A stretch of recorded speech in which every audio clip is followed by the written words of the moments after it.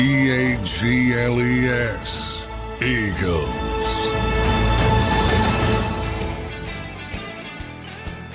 Welcome in, everybody, to a Wednesday morning edition of Birds 365 here. Just officially 8 days out now from the Eagles home opener. 53-man roster.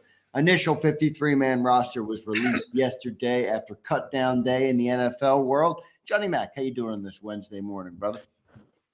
Doing well. Almost there. We'll get the practice squad today. Eagles will be on the practice field. The vast majority of the practice squad, they'll be on the field at 2:30. That's why it's a little bit later today, because they got to get that together. When do they release that? Is there like a set time? Is it like 12? No, in the Eagles, they'll do it right as practice starts. Okay.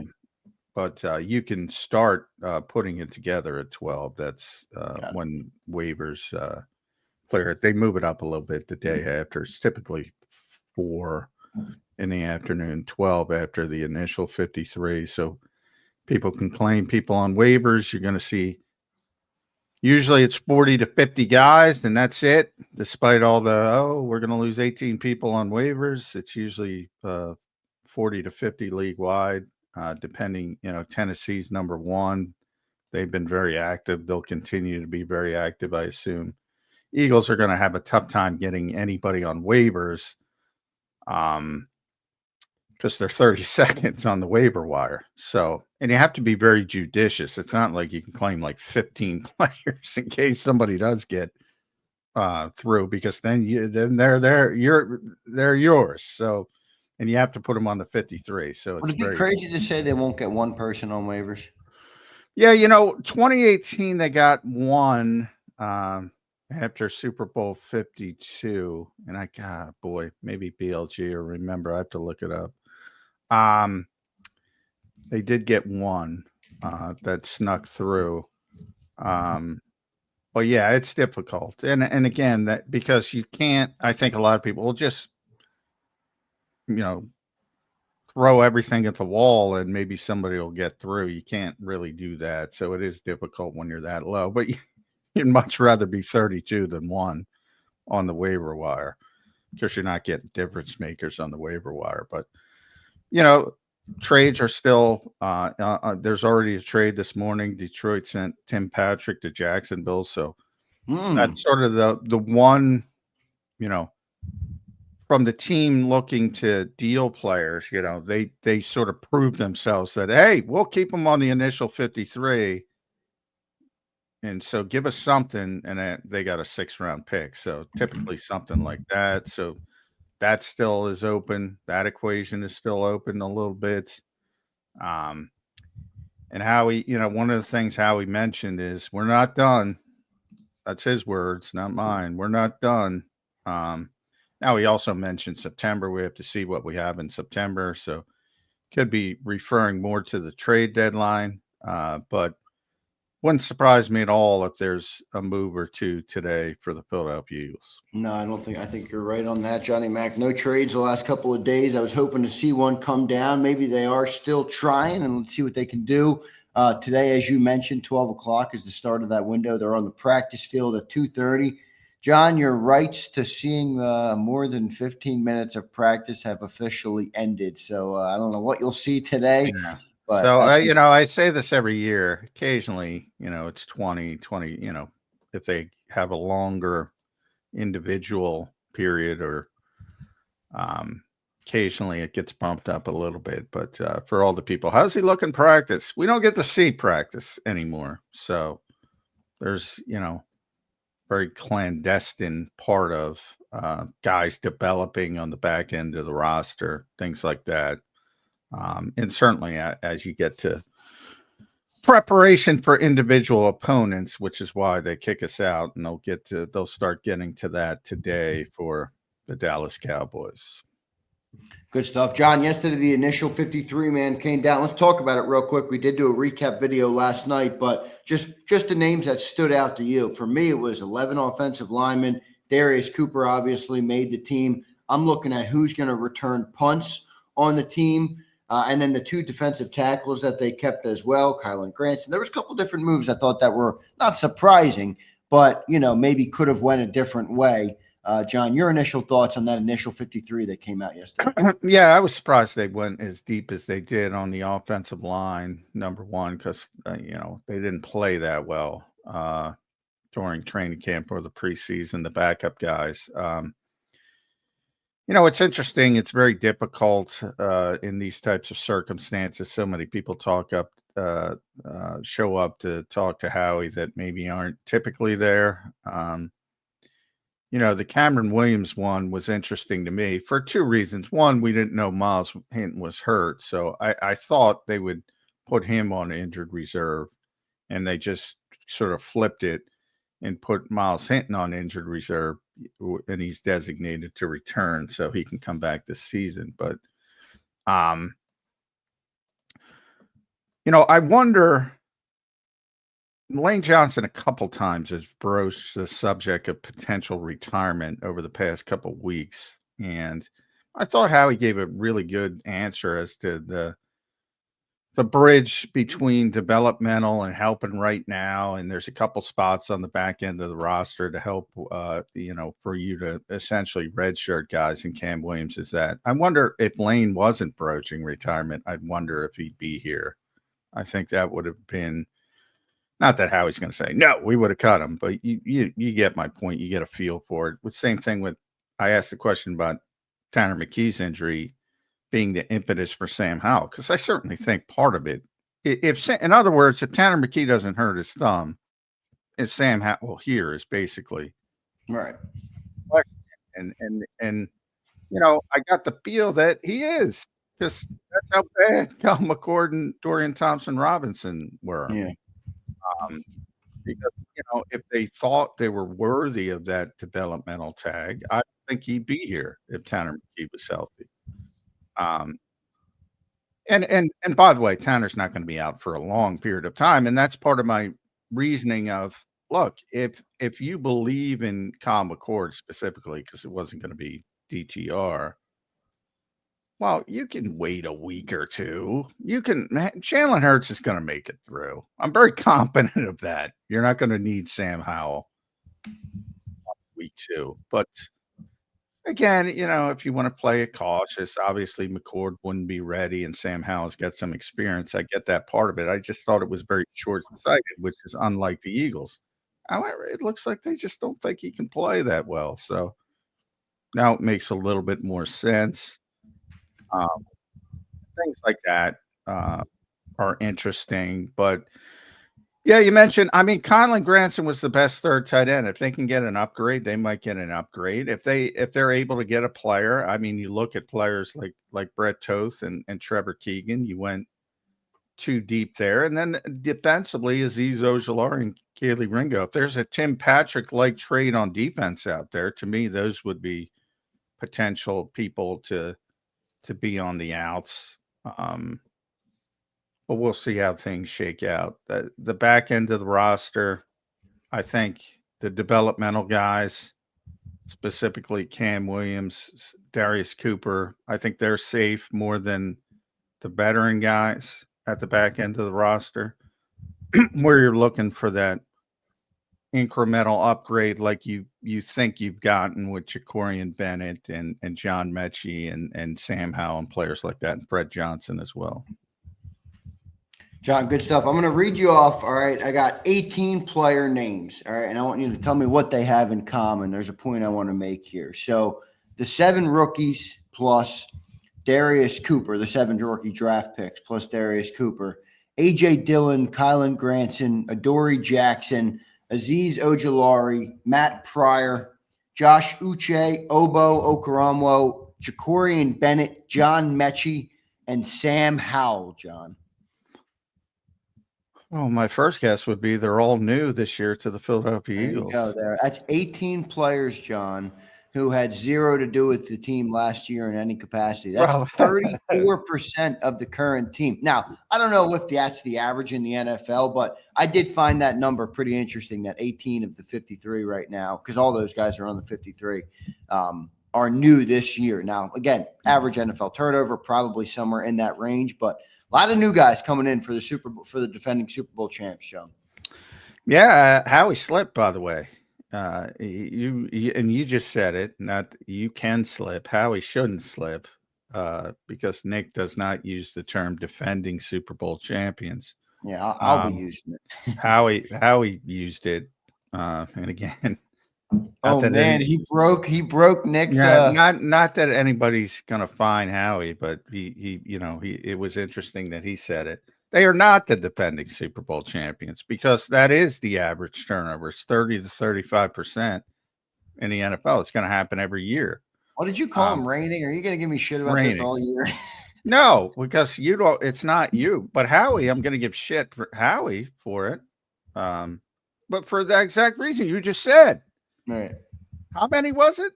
I hadn't done players, 34%. 18 freaking players. How are they defending? What are they defending? Well, they're new to the organization, and the organization was champions. But I get what you're saying from a sense of the team and things like that. And the Eagles have been, to their credit, until Howie broke it, they've been very on point with that. From the earliest days of, Landon Dickerson will freaking yell at you if you say defending. All right, so yes or no, Nick said something to Howie after he broke. No, I'm not saying it live. I'm saying, do you speculate? Well, he might, maybe in a joking fashion, but not seriously. I mean, everybody's going to slip and call them defending. I'll do it at one point, probably. But that's the nature of the NFL. Yeah, that's not rare. That turnover you just mentioned. That is just part of it. And they even got like somebody like Brett Johnson back. That's just typical, unfortunately, for the modern NFL. And that's why a lot of the reasons why people talk about great teams and I've always considered the Patriots the greatest sort of organizational run, even better than the great teams of the 70s, who probably had better teams for their time frame. The Steelers would be number one with the Terry Bradshaw Steelers. Why? Because you could get a team together, and they have so many damn Hall of Famers from that team. You could get a team together and keep them together. They had nowhere to go unless they wanted to retire. There's no free agency, no nothing. So to do what the Patriots did with all the turnover constantly, to me, is more impressive. And that's the reason why, because you don't have the same group together. You have a core group, obviously, but again, there was no free agency for younger fans. It was just very stasis. And you had that run of 8 to 10 years where you just had a bunch of super players, and you really can't do that. You see that already with the Eagles. The Eagles wanted all these players back. Milton Williams, you can't do it. You can't do it in the modern game. No, I get it. I get it. So I'd be calling about Trayvon Walker if I'm Howie Roseman this morning. Yeah, I don't know if that's gonna. Well, I don't know if that was ever in the cards, but I'll take the hit for that because you're never going to shut up about that. No, I'm not. I'm not. I mean, the name was in mind. I think all right. I think he's making calls about other edge rushers. I'll say that. Yeah, well, let's see if anybody comes in. But I don't know if the splash is coming at this point. Maybe towards the trade deadline, if the Jags are terrible again, maybe that pops up again. And he did mention we got to see what we have in September. And I don't think they're going to like what they have at edge rusher. Me neither. Me neither. We'll see what they end up doing there. Johnny Mac, probably the story of camp, man, is Darius Cooper. He does end up making the roster. Pretty good stuff. No invite to the Senior Bowl. No invite to the Combines. Obviously undrafted all throughout the process, not contacted really much at all. And then not only did he make the roster, but he made the Philadelphia Eagles. It's a little different making the Eagles than it is making maybe, I don't know, the Panthers or the Patriots or one of those other teams. And I thought that was the best story. I was super excited to see Darius Cooper make the roster, Johnny Mac. Yeah, it's always a big deal when an undrafted guy, because everything is so stacked against them from the standpoint of opportunity alone. There's a big Robert Griffin the third thing now about Shedeur Sanders not getting a fair opportunity. Yeah, he's not. Right. Guess what? It's When part of the RG NFL, right? when RG3 was drafted, Kirk Cousins didn't get a fair opportunity. Kirk's still playing. They were drafted by the same team in the same year, for people who don't remember. Kirk didn't get a fair opportunity early in that process. RG3 was great before he got injured. He wouldn't have won it, but you get my point. I mean, that's the NFL. So the first hurdle you got to clear is opportunity. The best example of this, and Nick mentioned there's been a number of guys over the years since he's gotten here, most notably Reed Blankenship. That's the key. There's always these little stories because some of them have big egos, and a lot of guys like to keep undrafted free agents to do what you just said. Well, look, we found this guy. Nobody else looked at this guy, but we found this guy, and this guy's going to make our roster. Can you turn that into being a real contributor, which Reed Blankenship is now, one of the better safeties in football, to be honest, and you talk about lack of opportunity. He got $5,000 when he came in, $5,000. And, now he's the leader of the Super Bowl champion secondary, and a guy nobody talks about for a good reason. We're all talking about, well, who's going to play next to Reed Blankenship? Well, who's going to play cornerback too? You don't talk about Reed Blankenship, except when he's getting his extension. Which I've been waiting for all summer. Well, again, two-way street. Maybe he wants to bet on himself. I'm thinking that might be the case. That's the key. That's the key. Turning that. So it's always a good story when it's an undrafted guy. Now, can he take that next step and actually be a contributor? Which, that'll be next year. That won't be this year. I mean, the Eagles have great receivers. Yeah, unless catastrophe strikes, it probably won't be. Yeah. And that's the part. But it's always around the league, you'll see people trumpeting up the UDFAs who made the respected rosters, and it's always a good story because they're beating not only the odds, they're beating the ability, the human nature ability of overcoming a draft choice, which is very, very difficult to do, and seems to get more difficult by the year. Especially at that spot this year, John. I mean, I think even before Darius Cooper's emergence this summer, you had talked about that as the deepest wide receiver room in the Sirianni era. With Terrace Marshall had a good early camp. You had Johnny Wilson and Ananias Smith, obviously Jahan Dotson coming back. I mean, that was not a room that was looking for an emerging player, really. And then they trade for Mechie to add to the room. And Darius Cooper still makes the team. Now, obviously, Johnny Wilson got hurt, and that opened up a spot there. But still, I think it's a great story for Darius Cooper. Good stuff on that. John, the one surprise offensive lineman to me, it's not Cameron Williams, even though I thought he could have been out. Miles Hinton went to the pauper or the injured list. We'll learn more about that hopefully soon. But it's Trevor Keegan, John. I haven't seen anything from that guy in 2 years, and he makes the initial 53. Your thoughts on that and kind of what they did in the offensive line room as a whole? Yeah, well, once they traded Kennard, I shifted to Keegan making the team. So I can't say it surprised me. To me, the decision was Keegan versus Toth, and they kept them both. That surprised me. And I just thought it was easier from the perspective of Brett. You can cut and get back to the practice squad because he's vested. He doesn't have to go through waivers. So I thought that's why I leaned Keegan over Toth. Right. I don't think Toth is obviously more likely to play. And yeah, I mean, there's a lot of guys that we think as reporters aren't doing that well, and Jeff Stoutland thinks they are, and Keegan's in that category. Yeah. Now, it's a very difficult cross train to go from guard to center, and he's been doing a lot of center work and having a lot of snapping problems. And Howie mentioned that when he drafted Drew Kendall, it's not a natural thing to do for most people, snapping the football, shotgun snaps, pistol snaps, things like that.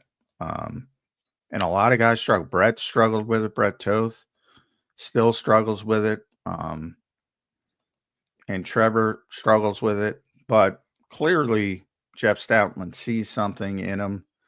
To me, the second part is his natural position guard. He's not big enough to me for what Jeff Stoutland usually wants, but he sees something, and you can see he's earned the right in the organization, and probably rightfully so, that they went heavy, even though it didn't look like they should went heavy. And that a lot of that has to do with Jeff Stoutland. Yep. John, the other name off the offensive line that I think waived, and we'll see if they can get him on the practice squad. I'm wondering if a team picks him up. APR, Antoine Powell-Ryland, this year's 7th-round draft pick, obviously had the crazy numbers at Virginia Tech. Didn't have the greatest camp here, but did emerge late in that final preseason game. You called them. You called the two plays or the couple plays that he made in that game. Forget how you characterized it, but basically really impressive pass rushes. He gets waived, Johnny Mack. You think he gets through waivers? I don't know. That's one of the ones I'm keeping an eye on. That's a guy who I think could be claimed for two reasons. One, it's a position always of need around the NFL. It's of need here, which is why I'm a little bit surprised the Eagles didn't try to finagle away to keep him. And he showed up in the preseason game. And I always say, like, he's been bad in practice. He hasn't done anything. But teams don't get to see practice unless you're Cleveland. You got to see it twice. But of the 18 practices, other teams don't get to see them. They do get to see those preseason games. And he, to me, more than because he's going against Samuel Jackson, who's, got a movie to do this week. And is the first cut of the New York Jets. I didn't even get a laugh. That's a solid joke, but I didn't get a laugh from Zander. No, I didn't hear you. Samuel Jackson was the Jets guy who was terrorizing, but John, that's my fault. I was brain was on a couple other things as Gill enters the studio. I'm doing but I'm it's not the context of that, because it is what it is. It's like Eli Ricks picking off a 4th-string quarterback. It's the traits in what he did. And I've been seeing that at any point from the other guys on the back end of the roster. Just that natural ability to get home. Right. So to me, that was worth keeping from a developmental aspect, at least exploring more. But to be fair to the Eagles, he did nothing in practice. And they basically opted to do it with the offensive lineman instead of him. Yeah, and part of that has to do with, Lane, and as we talked about, and him broaching the retirement talk. And I do think that's interesting, the way Lane has talked about retirement recently. Oh, it's been more than once. Yeah, I'm wondering if you never know how it shifts, when you get to that age. Yeah, and part of it, by the way, is I think he's looking around and everybody's gone. Kelsey's gone, Fletch is gone. The core 4 is now Brandon's gone. And he's like, damn, I'm gonna hang out with all these 10-year-old. I think that's part of it, more than his family.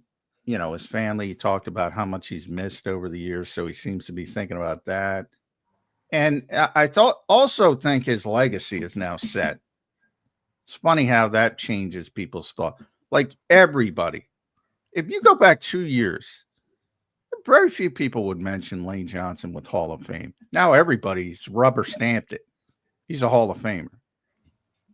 So I think that factors into it as well.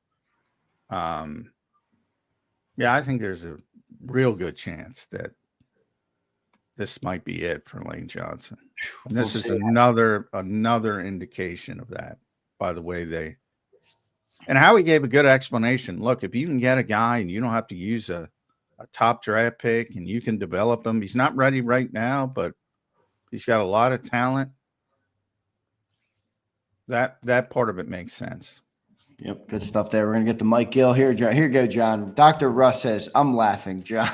There you go, John. You did get a laugh from one of our listeners. Dr. Russ, thanks for bailing me out. All right, we got Mike Gill in the green room. Let's go to our main man right now. Mike Gill joining the show at Mike Gill Show. You can follow him and listen to him at 97.3 ESPN, down the shore, 97.5 on the weekends. Mike Gill, welcome in on a Wednesday edition, The World Traveling Mike Gill. How you doing this morning, brother? Yeah, man. I'm back from a scouting mission in Lisbon, Portugal, and Prague. Did you see any good players over there, Mike? I don't think they had the slightest idea what we're talking about, right? Yeah. Probably not. But I did hear the Samuel Jackson joke, and I gave a chuckle. All right, there we go. Thanks. Two for two. Xander, not paying attention. I want to say, by the way, I don't know if I told you guys, I was in the Wawa down in Summers Point the other night, and the guy says, did I tell you this? I listen to you all the time, and I'm thinking on the radio, and no, it was here on. Nice. There we go. I love it. I think, John, didn't we have somebody reach out that say they were in Lisbon or? Yeah. I had somebody email me. I don't remember if it was for Prague or Portugal, which one it was, but gave me some places and tips to do while I was there. Nice. Very good. When I went to Thailand, people from the viewers, I had a bunch of people reach out. Apparently, there's a lot of military. Yeah, well, they can't stop laughing about it. They're still talking about Thailand. They think Thailand is just a land of ladyboys. Like there's not normal society in Thailand. Oh, man. Right. There is normal society in Thailand. It was tremendous. Everybody should try it. Yeah. Well, we have a bunch of immature viewers as well, Mike. But I can. I'm all right. I'm doing the morning show up in Philly like the next Thursday, Friday, Monday. So I'm like getting myself. I've been awake since like 5:00, trying to get myself ready to get up that early because I got to get up at 4 the next couple days, and so I'm already I'm doing 2 shows there. I'm doing the morning show in Philly and then my show down in Atlantic City Thursday and Friday. Where are you doing the morning show? On the Fanatic on Thursday and Friday. Very good, very good. Make sure you guys tune in for Mike. Don't turn off Birds 365, but you can put both on. Put on the radio and put on YouTube for Birds 365. Yeah, so I'm like practicing getting up early, but I'm going to be doing 2 4-hour shows, so 8 hours of radio the next couple. Actually, I'm off on Monday, so I'm only doing the morning show. All right, nice. So a couple opportunities to listen to our buddy Mike Gill. You should take advantage of it. We'll take advantage of it right now. The cut to the initial 53.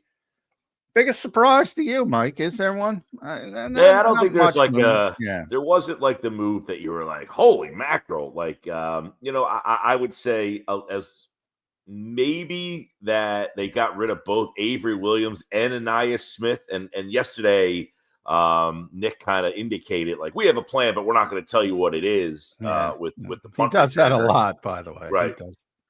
So I guess the fact that they don't really have a clear-cut punt returner, Dotson and Cooper DeJean have done it. I can't imagine Devontae Smith has done it as well. I can't imagine they want a full season of Cooper being the punt returner, but I do. I'm like the only one. I'm like, okay. What? Well, who cares? Is there this data that I don't know about that makes punt returning more dangerous than anything else? No, but you know how these teams are like overly cautious with stuff. Like I agree with that. I'm just pushing back against that over caution. I'm like, if it's good enough for Deion Sanders, it's good enough for Cooper DeJean. Deion did it for years. Brian Westbrook did it for years here. Yeah. Deshaun Jackson did it. I mean, the mentality of football has changed. You're right, Mike. But this is one where you can say modern sports is getting it wrong. It's like I agree with you. I agree with you. I just feel like these teams just don't want to. They don't want to risk. Well, that's true. That's true. So that would be the one. Anais Smith and Avery Williams, both not making it. Now, correct me if I'm wrong. I did not see a long snapper on there. No, Charlie got cut, but that's just they're trying to save a spot. They're going to bring him back today.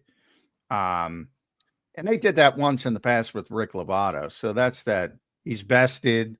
You don't have to worry about somebody claiming him. Gotcha. You can put him in the hotel and bring him back the next day. That's all that's about. Yeah, Or outside of that, I don't think there was really anything. I mean, I guess if you were mildly surprised that Kenyon Green, was a first-round pick, and they just thought so little of him that they didn't keep him, just to try to get more. But I guess that tells you all you need to know.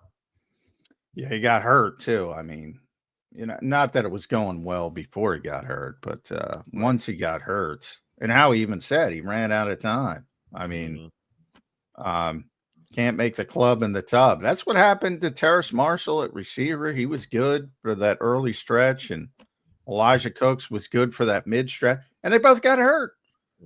Kenyon Green got hurt. If you don't practice. Now, is Terrace Marshall who was the man? I can't think of who's the guy from the Colts that the receiver. Zach Pascal? No, the guy they signed last year, Paris Campbell. Oh, Paris Campbell. Yeah, is he like a candidate to be the veteran guy on the practice squad? Yeah, he's a candidate. I mean, those guys. It's always that they have opportunities elsewhere, which they might want to obviously look at before taking a practice squad spot. But yeah, I would think one of the two would be back when you talk about Marshall or Cooks. I would think one of the two would be back. And more likely, I would think Marshall would have more opportunities, but that's just speculation. Now, Avery Williams got the Trey Sermon Award, where he got talked up in OTAs like he was going to be something. Yeah. Oh, he's a manufactured touch guy. Yeah. Not the dreaded Trey Sermon Award. You don't want to get that. Yeah. Right. You got talked about in OTAs like you were going to be part of something. And then I love OTAs because, man, it's just, Vic cuts through all the crap. It's not football. It's not football. OTAs. It just is. No, but was Darius Cooper at OTAs? Yeah. All right. So did he open anybody? Like, did anybody take notice of him? No, at that time, we were all looking at Marshall and go, "Wow, yeah, okay. This guy's talented," and nobody was hurt. Elijah was hurt, but yeah. So I was just talking to Zander about that. That's why it's always so impressive for undrafted guys because they don't get opportunities right away. Like they have to fight through it. And usually our injuries are a part of it. And then you have to seize that opportunity. So he was more about camp and seizing that opportunity when those guys went down. Yeah. And he just kept playing better and better. And he got second team reps. And then AJ went down and he started getting some first team reps. And he took advantage of those opportunities. So yeah, it's really difficult for those guys. But in OTAs, no, nobody. I don't remember anybody talking about him. The question about that would be, okay, he's a good story, undrafted. Everybody seems to like him. And then the season gets here, and it's almost nearly impossible to step onto the field. Yeah, well, that's part of it. Especially they're so deep and they're deeper now with Mechie. Their top three is ridiculous. I hope people notice how much Howie talked up Dotson. He had a great camp. He's a really and good even player. Dotson. What's his ceiling? 40 catches? Yeah, in this offense, I don't think it's tremendous volume, but I think he'll take advantage of whenever he does get an opportunity. Yeah. And maybe, I think if somebody misses a game, Devontae or AJ or two, he's better prepared. He and Jalen Hurts have a better chemistry. I think that'll. Well, that's where they're better is in the event that AJ or Devontae had to miss time. Where in the past, if one of those guys goes out, it's been a disaster. Oh yeah, it's been when AJ doesn't. So you might not hear Darius Cooper's name all season long, but if there's a 2-week stretch where he has to play and he gets into a game, then possibly he could be productive. Yeah, I don't know. He might help on special teams. I know they're working towards that, but you're not gonna, he's not going to be relevant to the offense. To your point, right. I mean, that's it. That's sort of a multi-year thing if you can take advantage of it. I brought up Reed. Reed's the best example here of getting $5,000, nobody paying attention to him, and OTAs to, slowly working his way up the depth chart at safety. And all of a sudden, by the next year, he's taking first team reps and he's a starter. And now he's the leader of the secondary of the reigning Super Bowl champions. Right. Now, if Johnny Wilson didn't get hurt, he would have made the team. Would Cooper have been bounced or somebody else? I think they would have kept him I think they would have kept 6. And then you think Kylan Granson would have been out, John? It could have been Kylan, could have been Brett, could have been Trevor. Those guys. Would be the most likely, and they could have last year. They only kept 2 tight ends at the initial 53. They could have done it that way. So Harrison Bryant got cut. Yeah, I'll bring that up for our great listener JD, who's been preaching him. He won the Mackey Award in college, Mike. JD was calling for Howie to correct his wrongdoings and bring back the Mackey Award winner yesterday. Now he's got a shot. Yeah. Yeah, so to go back to the question, I don't think anything really stood out. Nothing flashy. But, I mean, obviously Howie was pretty adamant, as he's been before, that we'll do whatever it takes. We're not done. We're not done. Right. Yeah. So we're not done was obviously the eye-opening one. This is the initial 53, not the finished product. So where are those little peripheral edges that they are still trying to polish up a little bit? And, you have from now until next week to figure it out. If they do get somebody today. In the waiver, right? Which is, difficult because they're 32 on the waiver wire. But they got one in 2018 after winning. Somebody published the name, John. I forget where I saw it, though. Yeah, I got to look that up. But they did get one. I do recall that. Who's the 53rd guy on this roster in your mind? That's an interesting question. Who would be who's the first guy to go? The first guy to go. The least valuable guy. I guess, is it a battle between Keegan and Toth? I think so. Yeah. Or Granson. I think that's an interesting one. Granson would be the other guy, right? Because I can't see them, they like the defensive line rotational guys so much. Like, even if Gabe Hall will get how many snaps a game, you think what percentage of snaps does a guy like him get? Well, to me, is it going to be Gabe Hall or Byron Young? I think one of those two. Right. Yeah, one of those two, and the other one. Because I was going to say they would be the guys on the defensive side of the ball. The Keegans and the Toths of the defensive side would be one of those guys, and you're thinking, and the guy from Cleveland, Obu. Yeah. I mean, how many snaps is he legitimately getting in a game? Ed Kratz impressed Howie with his pronunciation of Obo's last name. Ed he was Kratz looking in the mirror trying to get that right. Ed Kratz had an interesting article. I'm sure you guys discussed the Trayvon Walker trade. Yeah, baby. Yeah, Ed's fueling that, man.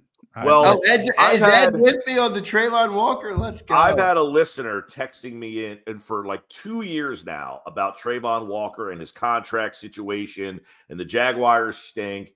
And the trade, though, the only thing trying to manifest it. Yeah. Well, the fact that his contract and they picked up the 5th year and they're going to stink, obviously that all kind of says you can make a call. But the trade that Ed threw out there was Kaylee Ringo, which obviously people were like so down on him. Fine, take him. But if you give up a first-round pick to get a player, you're essentially saying that guy's playing and he would bump Jalen Hunt. And exactly. I tell you, I tell my Adrian Peterson story all the time because, when I was covering Minnesota, they drafted Adrian. And I had Chester Taylor, who was a pretty good back for people that remember. He's coming off a 1,300 yard season, caught like 60 balls out of the back. Really good, solid player. Yeah. And Minnesota was bad at the time, getting a top 10 pick, obviously. And I asked one of the personnel guys, why you guys have a bunch of needs? Why are you taking a running back with Chester? And I didn't know how good Adrian Peterson was at the time. And he just looked at me dead serious and he said, "Fuck Chester Taylor. You don't understand." Yeah. And I'm like, all right. Yeah. And it wasn't an insult to Chester. It was like, yeah, you don't understand how good this guy is. Toledo Rockets, Chester Taylor. Toledo Rockets. Well, so if you're getting up a first round pick, there was also a third round pick in there. Like my point of that is F Alex Hunt. It's like That's my point is if you're giving up a first round pick, you're essentially saying Alex Hunt, you're to the back of the line, buddy. Not really. He's the third man of the rotation. Yeah, I think that's better. I think everything. I don't mean he's going to the end. I'm just saying. Yeah, I got you're moving behind, and by the way, Trayvon Walker and Alex Hunt are the same age. I mean, they're only separated by about 100 days. So you're getting a 24-year-old kid who was the first overall pick of the draft with back-to-back 10-sack seasons. You're giving up a first-round pick in this proposed trade to get him. I would imagine he's getting a boatload of those snaps, and Jalen Hunt is becoming a much more part-time player. I think everything falls into place. And by the way, I want to make it clear. I'm not saying Trayvon Walker is Adrian Peterson or Jalen Hunt is Chester Taylor because they're not. It's a different level, but one's clearly better than the other. And to me, Trayvon, if you make that trade, everything falls into. He's your number one. Nolan falls to 2 where he should be, and Jalix falls to 3 where he should be. I think it's a home run trade from a football perspective, but all the other stuff is what makes it problematic. Jacksonville. I don't even know why does Jacksonville want to trade the guy? Well, that's what I said. This guy's been, like I said, peppering me with texts for 2. And then I see Kratz add fuel to this guy's fire. I'm like, what are you doing? We've been fueling it here too. Well, because they gave up an extra first-round pick last year to move up to get Travis Hunter. They want more draft picks. It's a new regime. They didn't draft this player, and he's probably one of only 2 or 3 players on that roster, Mike, that if they traded right now, they would get a first-round pick back. Well, listen, if I'm Jacksonville, you drafted defensive end number 1 overall. There's teams that have done this. Myles Garrett, you get these guys. They don't change your team. Like, your team sucks still. Right. Cleveland, you suck. You had the number 1 pick in the draft. You took a defensive end, and you suck. He's really good. Hall of Fame defensive end. Yes. Myles Garrett. And you've had other guys that maybe haven't been like J.J. Watt. Great player, defensive end, but didn't do anything to change Houston's fortunes when they had him. So if you're Jacksonville and you see all of that history, you say, we can't afford to move on from him because are we really re-signing this guy? And if we do, is it changing the dynamics of our organization? For Philadelphia, it's a different story. We've already got all the things you need. He's the guy that puts us over the top for a second Super Bowl potentially. That's a different story than what Jacksonville's dealing with, where they're trying to decide whether or not they want to re-sign this guy who hasn't helped them win anyway. Yeah. Well, and from the Eagles' perspective, also, they know their pick's going to be at the bottom of the first round. Right. So it makes it a little bit easier from that standpoint. But while I say that, I still don't think Howie wants to trade a first-round pick for him.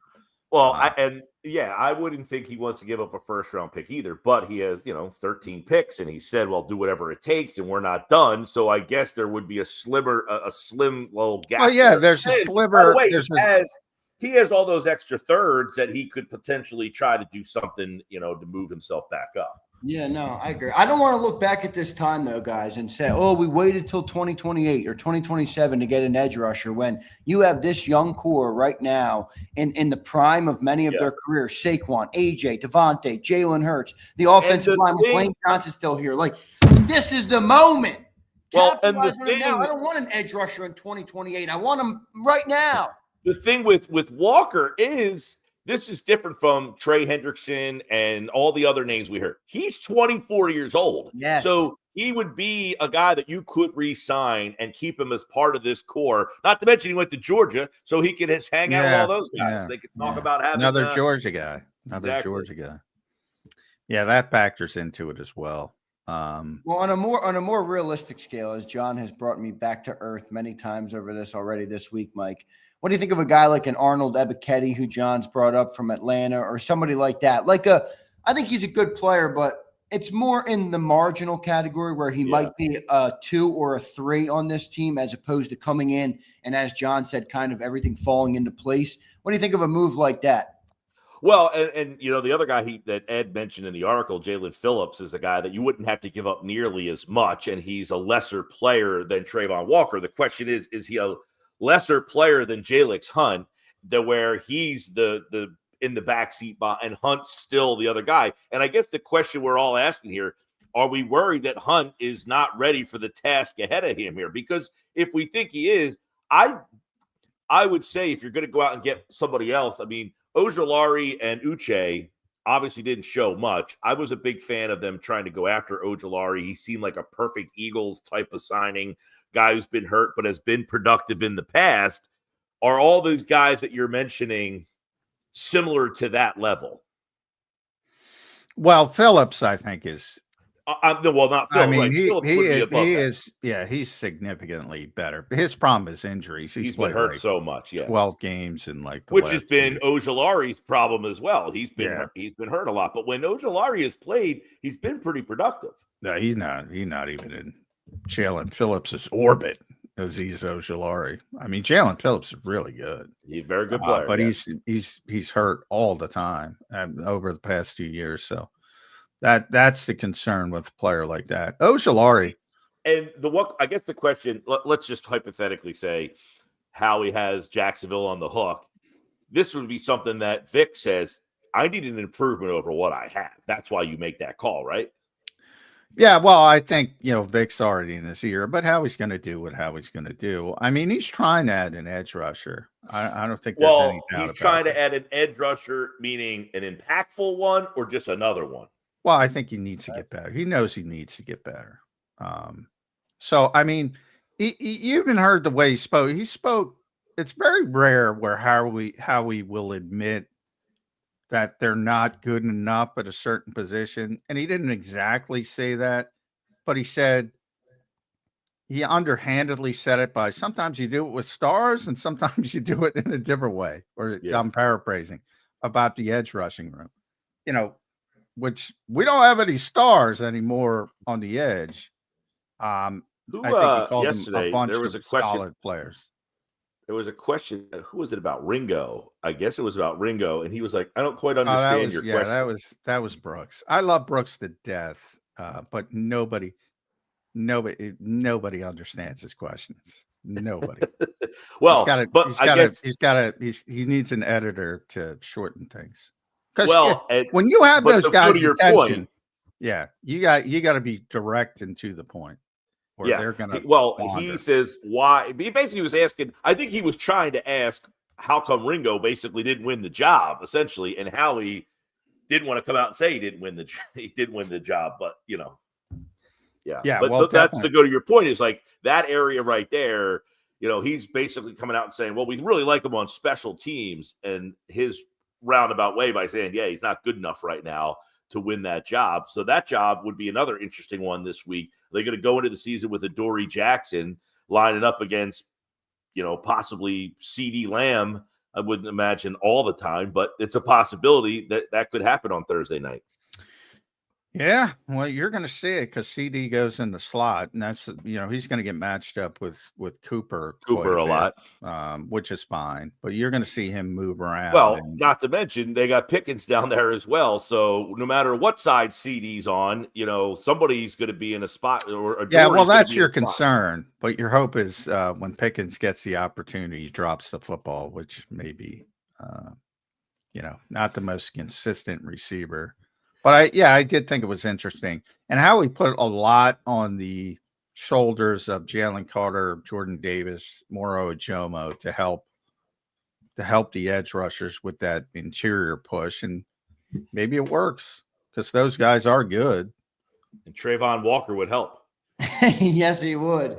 Yes, Mike, are you feeling any better about this defense as we stand on August 20th? If you remember a couple of months ago, Mike, we were in the heat of the offseason, and you came on here and dropped a nuclear bomb on our audience, and they were talking about that for weeks when you questioned Bond and Quinion and Cooper and year two players. Are you feeling any better about the defense right now? Well, at that time, yeah, I'm saying we're all just assuming these guys are better or the same as what they were last year. There's no which I do guarantee think of was that. fair. I do think it was fair. Yeah. I mean, now listen, Bond, I don't know that he did anything to make me feel any better. He's been hurt. He hasn't done much. I mean, so I can't sit here and say I feel great about Zach Bond being better than he was a year ago. I'm not saying he won't be. I'm just saying it's not a fait accompli that all these guys are better. But I will say, even if those guys are the same or better, is Adoree Jackson better than Darius Slay? Is your safety spot better than Chauncey Gardner-Johnson? No. Is Jalix Hunt better than Josh Sweat? No. So all these questions, I think, are unanswered still. So do I feel better about the defense today than I did on February 8th? No, of course I don't. Now, that's not to say one of the things about last year's defense is they grew into the defense they became by the Super Bowl. They grew into that defense. They weren't that defense early in the year. Things happen. Bond came out like a gangbuster on that first game of the year down in Brazil, and then he came back to earth the next week, but then he kind of stayed steady and consistent. You get to Cooper DeJean, didn't get into the lineup until the fourth week of the season. They were a mess in that slot until he kind of solidified that place. Early on in the season, the safety position, Chauncey Gardner-Johnson was not great or early in the season. So that's to say they grew into that defense. The question is, where does this defense start? And what's the ceiling that they can grow into with the personnel that they currently have? Yeah, I agree with that. And it's going to have to be Jacorian Bennett at corner growing into that position. It's going to have to be Drew Makuba probably at safety growing into that. And then maybe you start to take off in the second half of the season. At Mike Gill Show, make sure you follow Mike on the X platform and YouTube at Mike Gill Show. Subscribe there. You got plenty of chances to listen to him, not only here, but 97.3 down the short, 97.5 up here in Philadelphia. When are you going to be doing the morning show? Tomorrow, Friday, and Monday. Do you ever get mixed up with 97.3 and 97.5? Because I do. I have not slipped up. I almost gave. You're a pro. Well, I have to check myself. I have not done the call letters wrong or the frequency wrong. Years ago when I worked on the Fanatic, this is back in 2014. This is back when like Twitter first started, and my Twitter handle was Mike Gill 973. So I would say that on the air, and the program director told me not to say it. So I had to keep switching it every weekend from Mike Gill 973, and then on the weekend it was Mike Gill 975. So that one was a little bit weird. But no, I have not. Now you've gone to Mike Gill Show. Smart. At Mike Gill Show. I've just gone. Everything's at Mike Gill Show.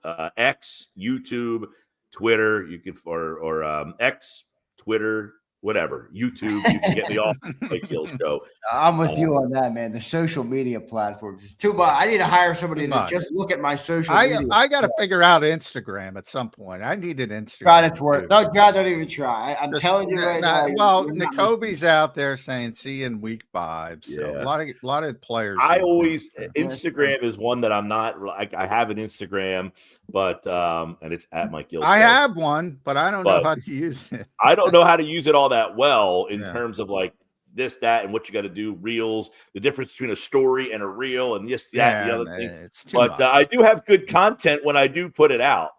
Yeah, it's too much for me. Too much. Good stuff. Mike, appreciate you doing it today, brother. Happy you made it home from your travels safely. It's going to be another good season, and we appreciate having you on here on Birds 365. Great stuff, my friend. We'll talk to you again next week. At least we'll be previewing that actual game. Like the fact that we just talked about who's matching up with CD and Pickens just felt good in my soul.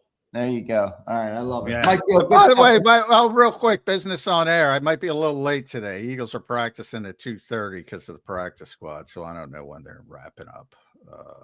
Might be a few minutes late, so keep that in mind. I'll have my producer reach out. All right. You guys can connect. Thank you, Mike. See you, brother. There's my John. You just got the. I'll have my people. I'll have my people call your people. Message from Gill. You gotta love it. Good stuff there from Mike Gill. Good to hear him being back safe from the vacation.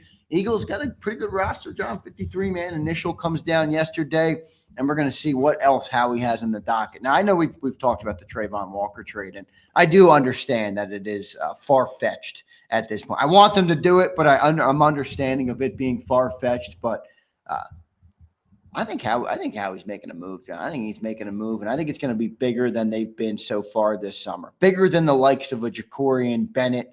Or by the way, I meant to ask that to Mike. What do you think people are out on? Like, what happened to Jacorian? What is Jacorian? Well, I'm not out on him, but what did they trade for him that would show you it was a substantive move other than a fourth defensive tackle? I mean, I like Thomas Booker, but we're talking about a one for Trayvon Walker. I think Thomas Booker's was a legit player, a legit part of the team. I think it was clearly more valuable than the other trades they made and they've made quite a few of them by a pretty significant margin. And not to say I'm not trying to say he's going to turn into the starting corner. That's obviously the plan. And he'll have his opportunity, but I'm just surprised. Like, usually when the Eagles get a player, it's all peaches and cream, and it's all he's the next Deion Sanders. That's what they said about Isaiah Rodgers. Is like they were acting like Isaiah Rodgers was an all-pro coming off a gambling suspension, off 400 snaps that were pretty effective in Indianapolis. And obviously Isaiah played well last year and now is a starting corner in this league. But I'm just talking about that initial. This guy's the same exact thing. Great athlete, a little bit better size than Isaiah. Played really well in about 400 snaps for a team that nobody knows about. I'm just surprised at how many. Oh, no, that's not good. I'm just surprised that the initial bump is not there for Jacorian Bennett. Sometimes I don't understand it, so I'm looking for an explanation. We'll see what they end up doing, Johnny Mac. I hear you, brother. Let's see. We got plenty of stuff to talk about. We're going to have Brandon Lee Gout coming on, John, in a little bit. I'm looking forward to talking to BLG. He always has a good take on when things like this happen. So I can't wait to hear what his initial reaction is to the initial 53-man roster. We'll see how many more changes are coming. Are you expecting any big changes today from the 53 they released yesterday? I'm expecting a move or two, yes. How big they are, I don't think it's necessarily going to be big. Like I said, if they get anybody on the waiver wire, it's going to be a fringe upgrade. Well, they won't do anything with Hewlett yet, right? They can kind of wait on him, can't they? No, I think they're going to add him to the practice squad today. Yeah, and right. They're going to elevate him for the first 2 or 3 games. They have 3 games, so. Some of the times there's an injury earlier and they might elevate him earlier to the 53-man, but they have 3 games to play with before. Obviously, you have to add the long snapper to the 53 at some point. Yeah, so I think he'll be back to the practice squad today. Good stuff. We'll see what ends up happening with it. Appreciate everybody for being here today. Any super chat? No super chats. All super chats will go to the top if you have them today. You can drop them in here on the show. We appreciate all of our great viewers for being here today. Don't forget to hit that like button. Don't forget to subscribe to the YouTube channel if you're not already. All right, we cover the Eagles all day, every day, morning, noon, and night, every week of the year, every month of the year for you here on this channel. So we appreciate all of our great viewership. Hit that like button. We're going to take a quick commercial break. When we come back, we'll talk a little bit more about this 53-man roster, a little preview into the future of what's to come 8 days from now with the banner drop, Eagles versus Cowboys, and then Brandon Lee Gout coming up next in hour number 2. Stay tuned, everybody. We'll be right back in 3 minutes.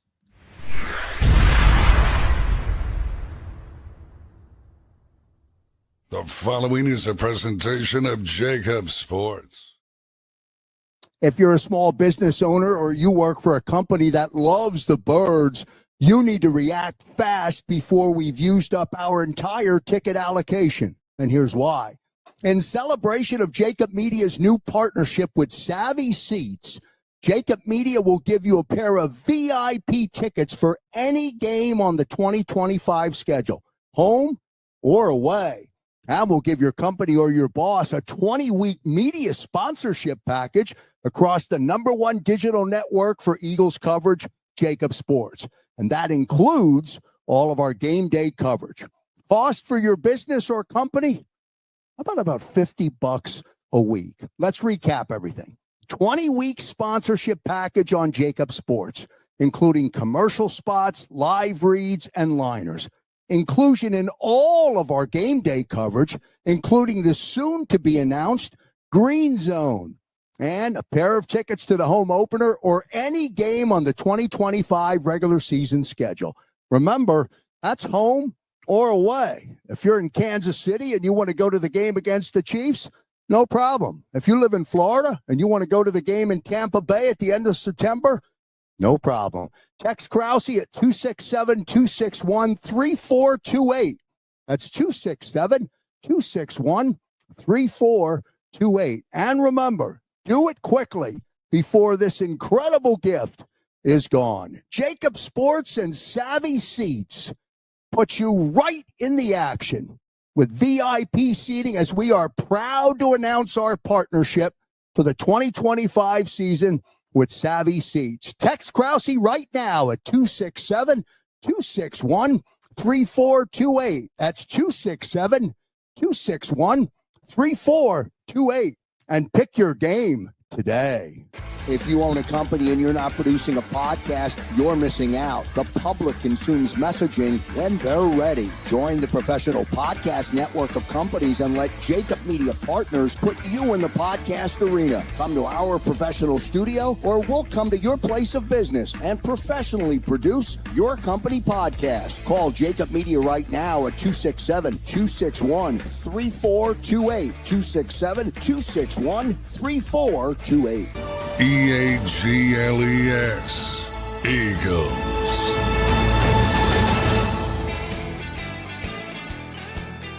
Welcome back in, everybody, to a Wednesday edition of Birds 365 here on JAKIB Sports. I'm your host, Zander Krause. That's my co-host, Johnny Mac, John McMullen. Give us follows on X at Zander Krause and at JF McMullen for Johnny Mac. The initial 53-man roster came out yesterday, John, all across the league. Kind of a somber day, John. We actually had Todd Bowles on the afternoon show yesterday on Cutdown Day. How about that? I'm like, wow, Todd, that's some love for a head coach to join in on Cutdown Day at 3 p.m. Eastern. He joined yesterday, but he admitted it's probably the hardest day of the year for them as coaches to be able to, there's some excitement in terms of you're finalizing who you're going to go to war with or getting closer to that, but also got to let a lot of guys go. And that's a tough thing in the NFL for sure.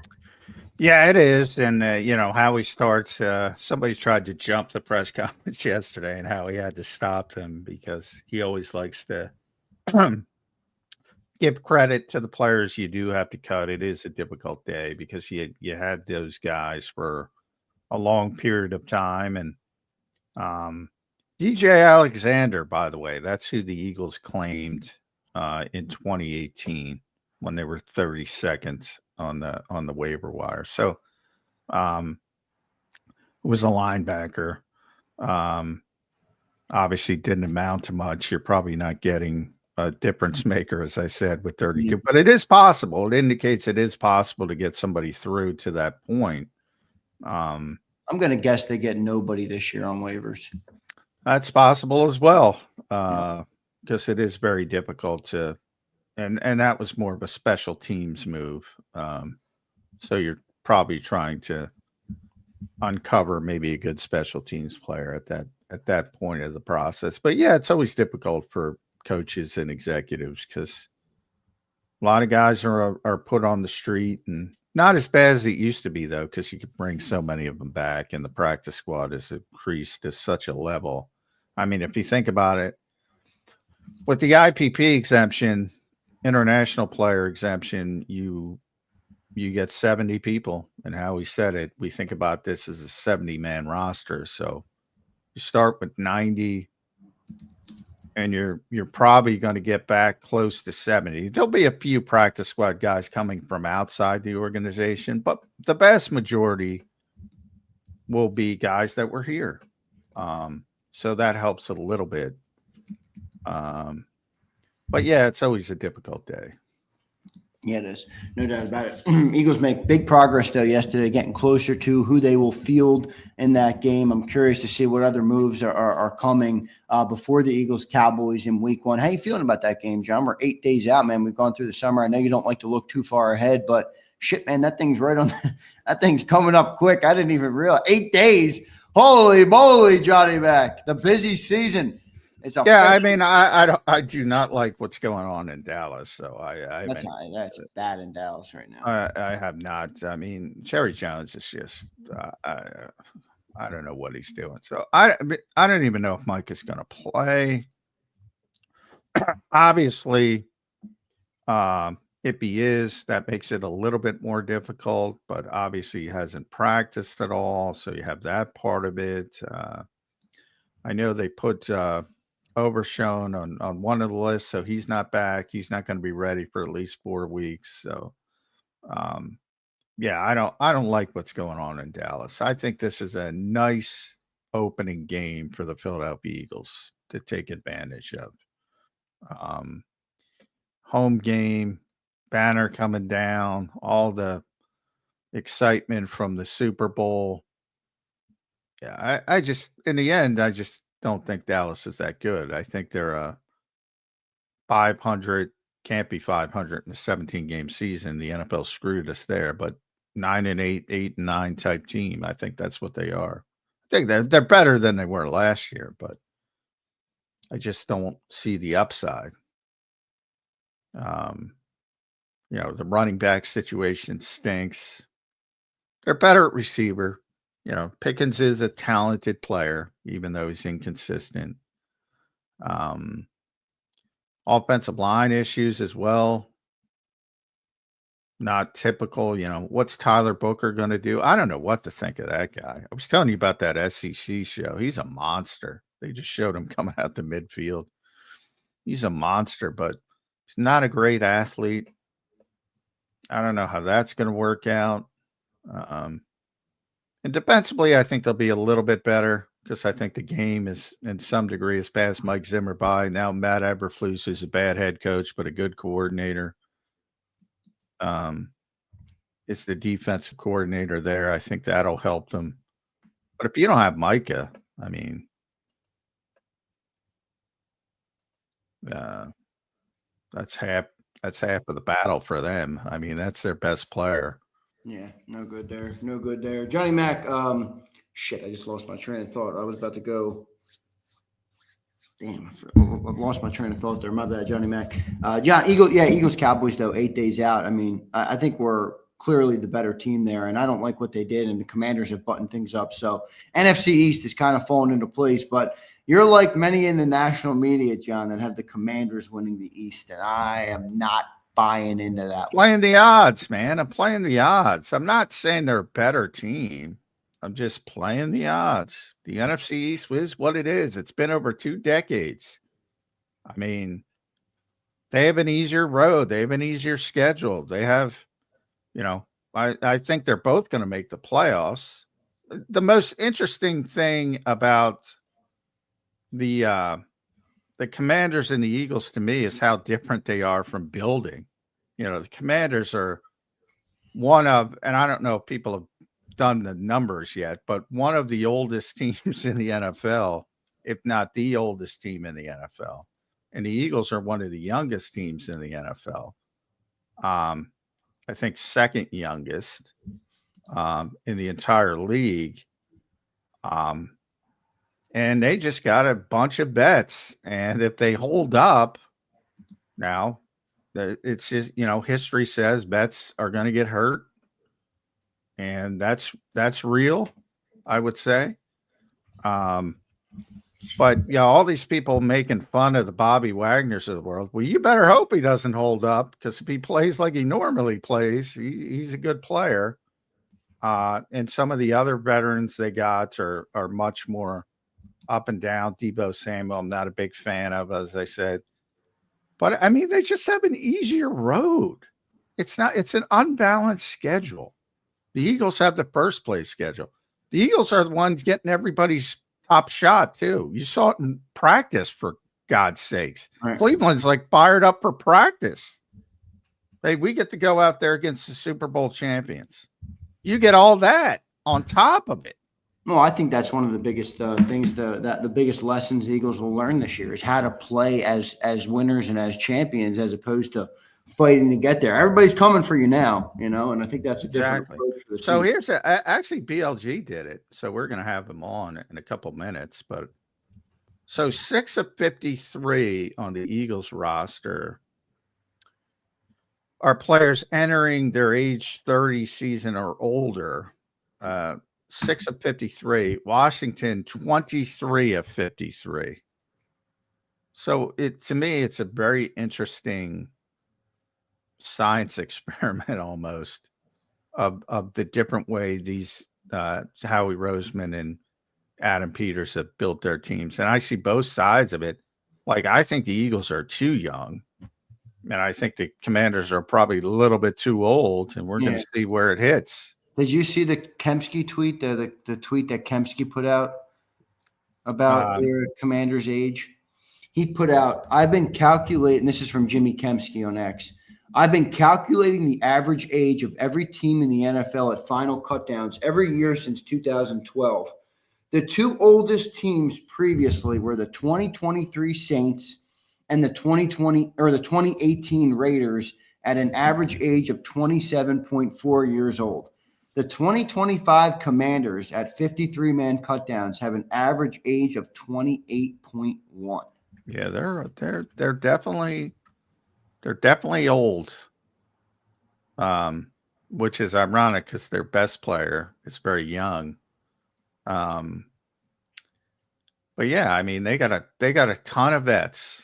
Which is, again, the good is they know how to play, and the bad is that they're going to be susceptible for not holding up, and we're going to see where it lands. Young man's game, though. We always say players first, and well, doesn't mean they're not good players. I'm just saying, I think there's a reason that people say it's a young man's game, and 30's an ancient age. And well, Lane Johnson's still one of the best players on the Eagles. That's true. There are exceptions. Darius Slay was still one of the best players on the Eagles last year. For many years, Jason Kelsey was one of the best players on the Eagles. Fletcher Cox was one of the best players on the Eagles. Nobody was complaining when they were playing at a high level into their 30s. Brandon Graham is an example of somebody who played in a high level into his 30s and also didn't hold up. Got hurt. So but when he was out there, he was still playing at a high level. Right. So, I feel like I get a lot of that in the Eagles world. Like, you ignore when it works for you and assume it's not going to work for somebody else. And maybe that's the way it is, because those are the core 4 guys are phenomenal players. Kelsey's getting in the Hall of Fame. Johnson's getting in the Hall of Fame. Fletcher's borderline, and Brandon should be borderline, should be considered. I mean, those are really, really high-level players. But guess what? So was Bobby Wagner. Bobby Wagner's first ballot slam dunk Hall of Famer. So to assume we had somebody last week that's saying, yeah. Why, Slay, borderline Hall of Famer. All played at a high level into their 30s in Philadelphia that you just saw. Von Miller, another one, slam dunk Hall of Famer. Slam dunk. I'm surprised though that I know I get your point of that you're going with the odds, but I am surprised that you don't think the Eagles are going to win the NFC East. Well, all I said is I'm playing the odds. It wouldn't surprise me if they won they're a better team. I've said they're a better team. I still believe that. Well, I didn't say it would surprise you, but if I think forcing you to make a pick preseason, it's going to come to 11 or 12 wins. They're both going to be there, and it's going to depend on tiebreakers and the games against each other. Basically, it's what it's going to come down to. We'll see what ends up happening with that, Johnny Mac. John, what do you think of the bottom of the NFC East? The Giants are kind of a weird team right now because, the Eagles have been one of those teams. They live and die in the trenches. The Giants are a pretty good defensive line. I kind of like that Jackson Dart kid. Doesn't mean he's going to be good this year, but you don't think they have a chance to jump the Cowboys for third in the East, do you? No, but I think the Giants have an opportunity to be a pain in the ass in certain games for certain teams. And I think, if you look at their defensive front, it all stems off that. Because if they're as good as they look on paper, there's going to be, and the Eagles have that weird, they play the Giants twice over a 3-game span. It's at the Giants, at Minnesota, and then the Giants here before their bye week. That's like week 6 and 8, I think it is. Yeah, week 6 and 8. I think one of those games is going to be a whole handful for the Eagles because of that defensive front. I think the Eagles are one of the teams more positioned to handle their defensive front because we got obviously a great offensive line. Yeah, they do. And I think they're going to be a handful for a lot of teams. I think there's going to be a lot of close games they lose because they can't do anything on offense.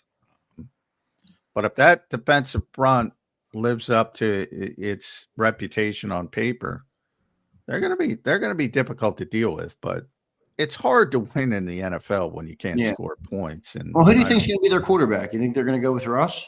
Yeah, they're going to go with Russ to start, but ultimately Dart will be on the field at some point when they realize the season is not going the way they had hoped. And, he'll start to play and he'll make some plays and he'll make a bunch of mistakes like most rookie quarterbacks and probably generate some excitement mid-season and then fall back down to, oh, okay, he needs a lot of work is how I project it to go. Yeah, I kind of agree with Dirty Air. He says they're due for a random good year. The Giants do kind of give you a random good year. They made the playoffs with Daniel Jones a couple years ago, didn't they? 2021 maybe? Yeah, they won a playoff game. That ruined them because and then they got clapped by us. They got destroyed by the year. And they say it, Giants. So they beat one of the worst defenses I've ever seen by Vic Fangio's guy. Why can't I think of his name? One of the many failed Vic Fangios, Ed Donatel. So they managed to win a game, probably the best game Daniel Jones has ever played. And, I get they were excited. And then they came into Philadelphia and just got boat raced. And they weren't honest with themselves. And they're like, well, if we make a tweak here, if we make a tweak there, we just made the playoffs. They weren't honest with themselves and they went back to being what they are. But if I'll tell you what, if they do make a run at, say, the 7th playoff spot, it's got to be Russell Wilson playing the entire season. We'll see. They do have that good defense. And I don't think that's going to happen, but me neither. No, me neither. But I do think they could be a sneaky good team, a sneaky tough team to play. You talked about that. Good stuff, Johnny Mac. Great show so far today. We had Mike Gill in hour number 1. Initial 53-man cuts yesterday. Had a great crowd in here today. I want to thank everybody for being here, all 1,000 of you guys. Hit that like button, drop your comments in the chat, and subscribe to the channel if you're not already. Let's go to our main man, Brandon Lee Gout, set to join us here on Birds 365. He's been watching the training camp all off season alongside Johnny Mac. BLG, welcome to the show, man. How you doing on this Wednesday morning? Yeah, glad to be back with you guys.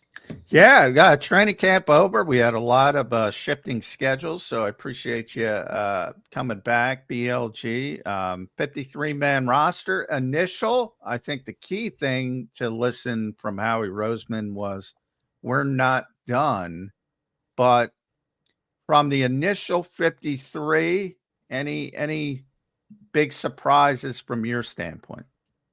I really don't think this was a year where we saw that, right? Like a lot of years, you're like, oh, how did that guy make the team? Or, wow, how did they leave that player off the roster? You can say like, okay, Trevor Keegan, I didn't have him on my 53-man roster. Yeah. That seems like a guy that maybe could be in jeopardy if the Eagles add someone on waivers, or if they clear waivers, basically the same thing where they're picking in the waiver order there at 32. I know. Yeah. So, there might be some small tweaks like that, but nothing major. I think all the, the big picture things were pretty chalk. Besides Trevor, and I was with you, I mentioned 3 names. The first to go, and I think there will be a tweak, whether it's waiver claim. They did get a waiver claim in 2018. It's difficult at 32, but it's possible. And to your point, then you just cull over the guys who weren't claimed. So it could be a couple. If it's not Keegan, I think it might be Choth, from the standpoint of vested veteran, doesn't have to go through waivers, wink, wink deal, get him on the practice squad, that type of thing. Anybody else? Kyle and Grant, anybody else stand out as potentially that 53rd guy that might have to go? Yeah, and with Toth, I felt like, I had him on my 53 projection just because he's taking all these first team reps. He's taking almost every first team rep since Landon Dickerson has gotten hurt. And it's like, what's the point of that if you're just going to cut him? Right. Also, look, it's been a long journey for him in terms of like trying to make this like week 1 roster. So that's kind of a nice story there that he does make that. Other guys there at the bottom of the roster. I think AJ Dillon making the roster. There was some, I think, thought among the Eagles beat reporters that you could play the practice squad game with him. I had him making the 53. I just felt like they didn't want to mess around with that, especially given, I think running the football is going to be a pretty big part of the pretty big part of the culture here. Yeah. And then I think one that was hard to predict was, going between Obo Okoronkwo and Patrick Johnson. Nice. Well, I like the pronunciation. Great pronunciation. I can't get out. Ed Kratz got that's right. Applause from Howie yesterday. I heard that. Yeah. And then speaking of Howie, I'm still at O or Obo. So yeah, I'm still double at O. Yeah. They got to bring the 00 jersey back so he can wear that. But yeah, Howie did seem interested in adding Patrick Johnson back to the roster. Yeah, he almost gave that away, didn't he? Do you think that was a slip? It didn't read that way in the transcript, but I remember hearing it. I'm like, he's talking like Patrick's already back, and he is vested now, so he doesn't have to go through waivers. So he's probably going to be back. I had him on my 53. That kind of hit me. I thought he deserved it, man. Yeah. What can that guy do other than play well in practice, play well in preseason games? And they're always like, ceiling's not there. I agree. At some point, the meritocracy has to come into it. Right. Now, what you could say, I guess, is that, Okoronkwo wasn't on the market long after the Browns cut him earlier this offseason, where Patrick Johnson obviously was on the market after the season for a little bit, got cut by the Eagles last year. So I guess you could look at it from that standpoint. And I don't think Okoronkwo had a bad summer. I actually thought he looked good. I think it's acceptable. It's understandable keeping him on the roster. Yeah, he looked good as well. But I do think Patrick was great. He's Mr. August. And he plays special teams. Yeah. Yeah. So that one. Now everybody's worried about punt returner. I'm not worried about punt returner, BLG. Where's this? Is there injury data? Because you delve into these things. Is there injury data that says punt returners get hurt a lot? I mean, back in the day, Dion used to do. Dion's in the freaking Hall of Fame. Brian Westbrook did it here. Deshaun Jackson did it here at one. You have a difference-making punt returner. I get that Big doesn't want him playing. I get that, and I get why. But man, who cares? Jahan Dotson, even. All right, if you don't want to go Cooper, go Jahan Dotson. I don't want to keep Anias Smith and Avery Williams to return punts. I'm glad the Eagles went in that direction. Your thoughts on punt returner? I agree. I do. I think, you could probably use the Gene more than people seem comfortable using him. I'm not saying it has to be literally every one, but I don't think you should just totally neuter that either. And maybe there are situations in a game where the Eagles are down and they're looking for a spark, or it's like desperate late in the game. Maybe that's when Cooper DeJean kind of shows up, and then you see if he can, get something going there. But yeah, I think Dotson is in the mix there. We obviously saw him take reps in training camp. He's done it in the past. It's also possible, Britton Covey got cut by the Rams, and Yeah, everyone has bring noticed. Britton back. I'll advocate for that. I Absolutely. saw that. And can John Mechie do it, guys? I do not believe he's ever done it, to my knowledge. I just saw somebody commented his name, and I He saw does not have the background. Yeah. They did have him taking some reps there late in training camp, so we'll see. Yeah, they But did. Yeah, he does not have the track record. Yeah. But plenty about it. You to your credit, you were one of the first, I think, to get on the Darius Cooper. Oh yeah, number bandwagon. one. That's right. Yes. Now I changed late, and the reason I changed is because it was pretty evident to me that the Eagles were giving Anais Smith every stinking opportunity to prove that he belonged on this team, and he flubbed every single opportunity. And then I shifted to Darius making the team after the Jets preseason game. And the same sort of thing with Avery Williams. Now, Darius Cooper, I think, is safe from the standpoint of, because a lot of times you see around the league, an undrafted guy makes the initial 53 and there's the big hoopla, and then they bring somebody in and that's the first guy cut. I think he and Cam Robinson are safe as those developmental pieces at the back of the roster that Howie was talking about. Agree or disagree? Well, agree, especially now that you signaled they're worth keeping, right? Like the fact that the Eagles kept them, I think shows could be some further, validation to teams that if they now get cut, it's like, well, the Eagles originally kept that guy, so maybe we should take a chance on him if they felt like he was worth keeping on their initial 53.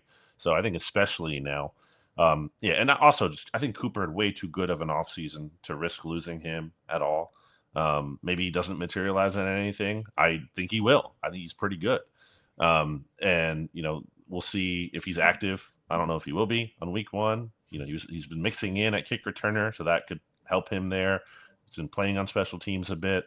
We'll see. Williams was a surprising, final roster make from the standpoint of if the Eagles were able to stash away Miles Hinton like they were. Why couldn't they do that? Because they had up to 2 spots to do that. Yeah. With Cameron Williams as well, because that's not a guy like who's ready to play this year. He's just not. That guy is not. He's a 21-year-old who needs time to develop.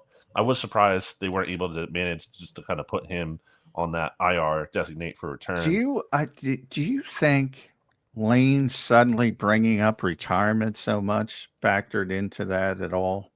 And how we kind of explained the long-term thinking of, well, if you can develop somebody and then you don't have to waste a first-round pick or a high-level pick, that's very valuable. It kind of didn't mention the names, but was pretty clear to me he was talking about Cam and Lane Johnson.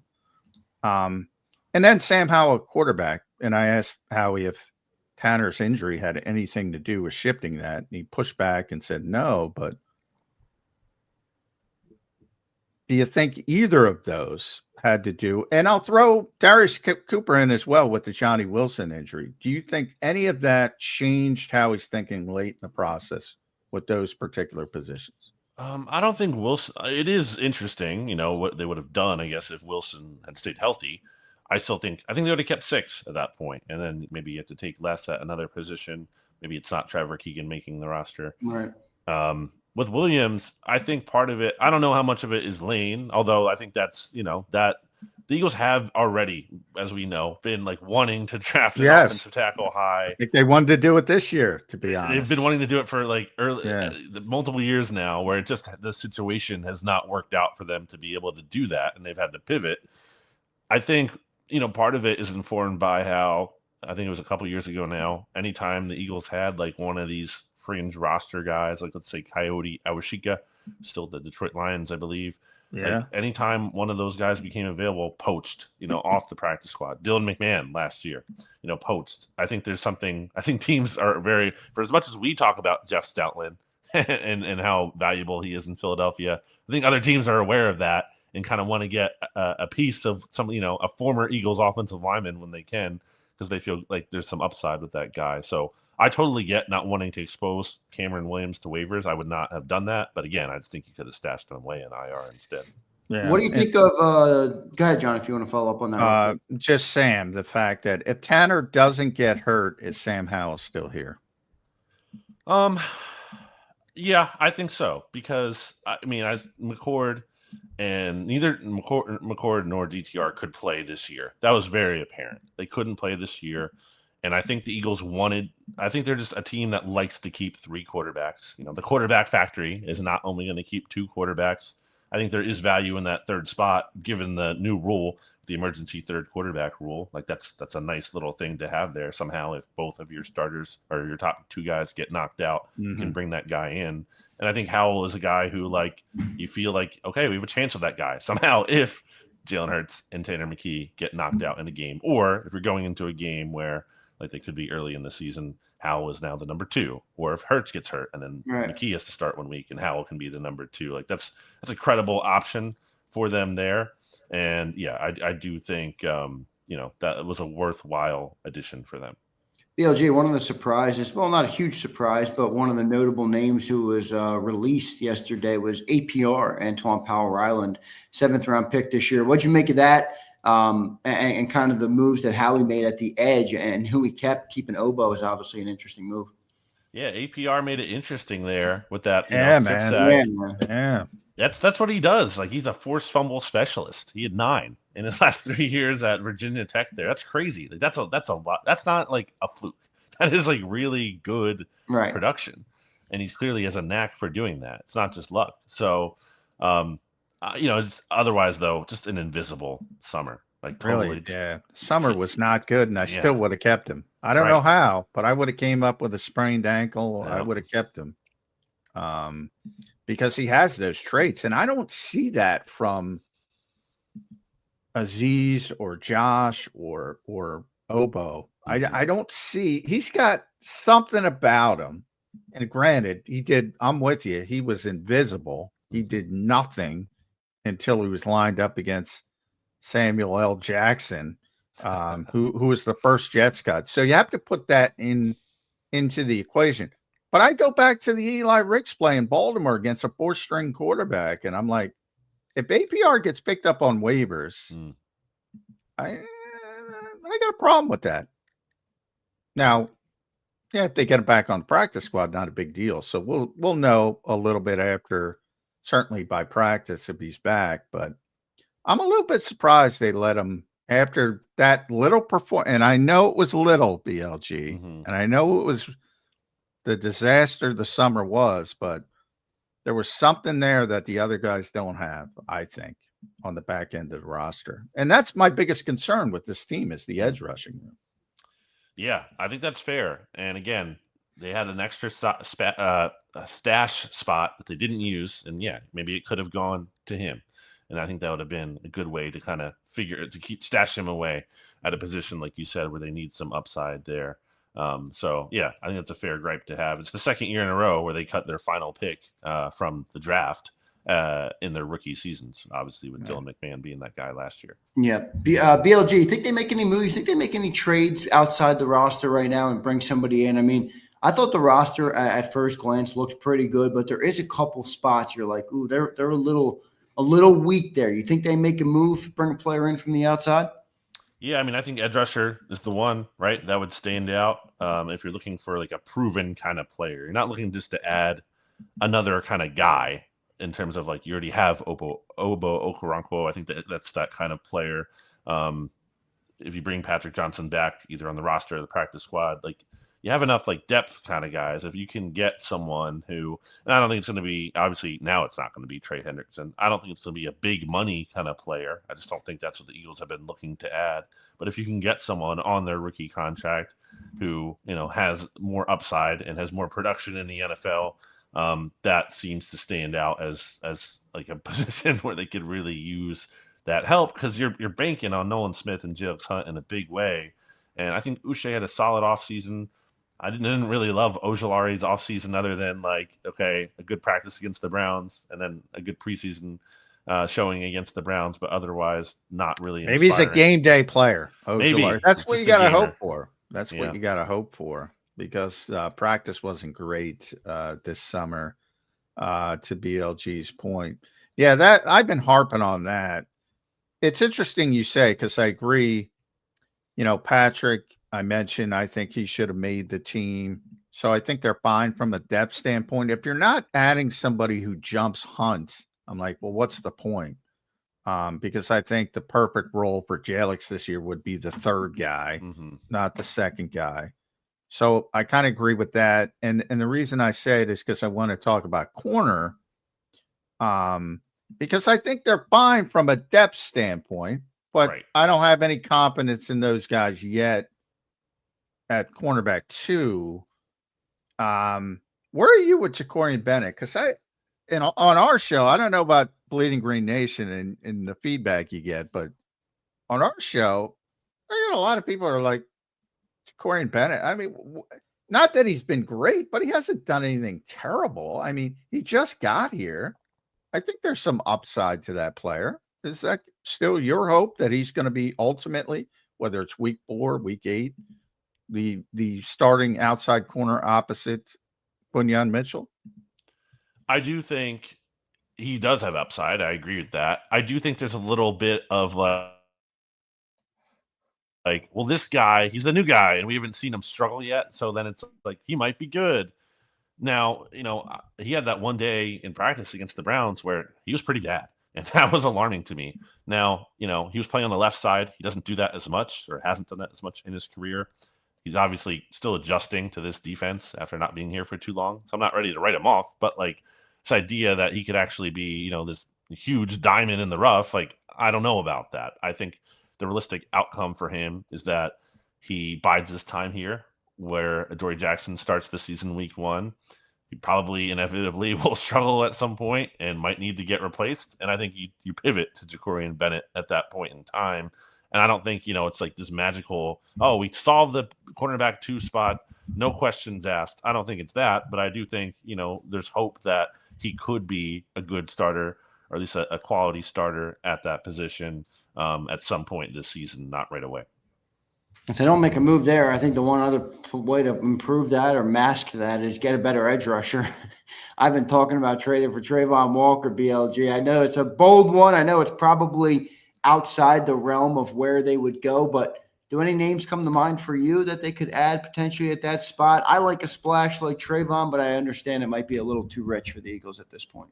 Well, it was Ed Kratz here saying that Trayvon Walker, Jalen Phillips, another former first-round pick. You know, Howie Roseman loves his former first-round picks.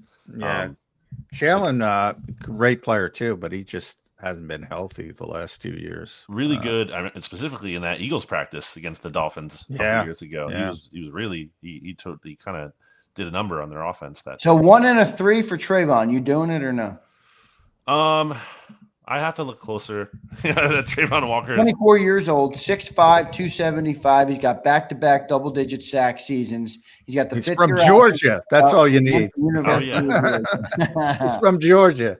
He's the #1 overall pick from Georgia. That's all you need, Bill. I'm like, the guy's 24 with back-to-back double-digit sack. It's like making a draft pick. It's not like he's 30. You know, you got him. You can have him for 5-6 years.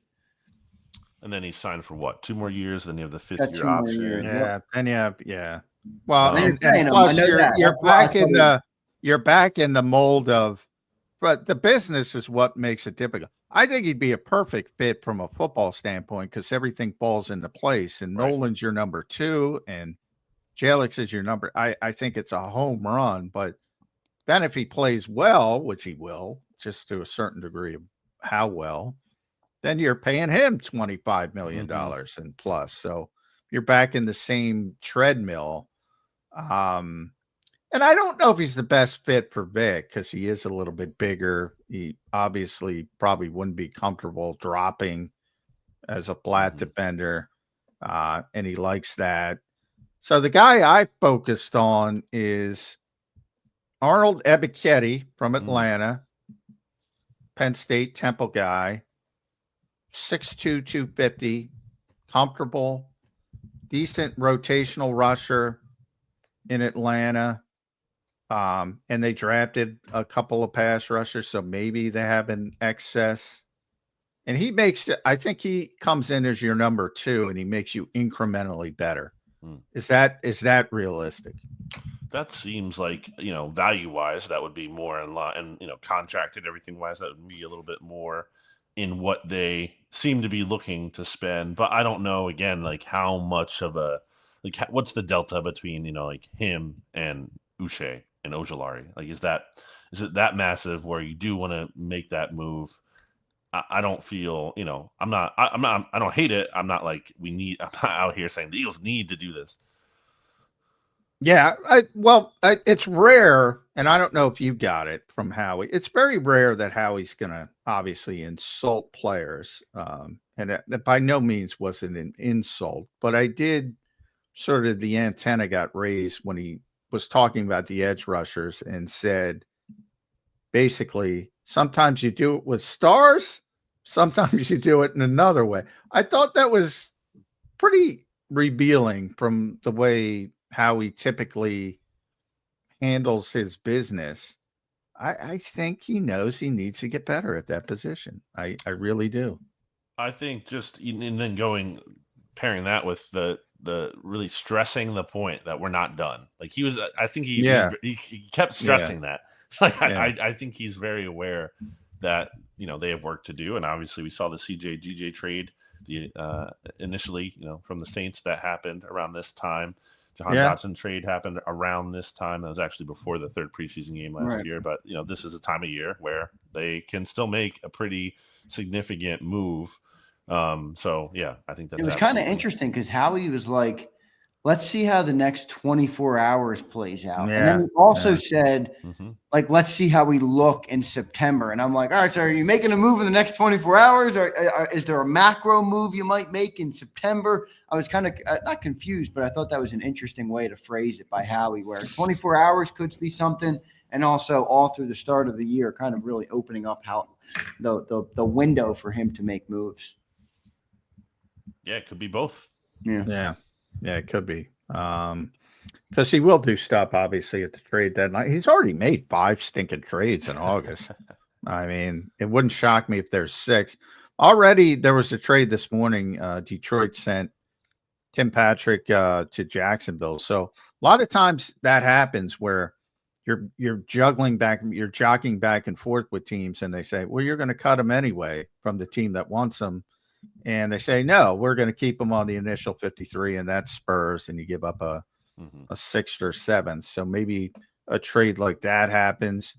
But to your point, BLG, he was very definitive that we're not done, whether that happens today or the next couple days or it happens in season.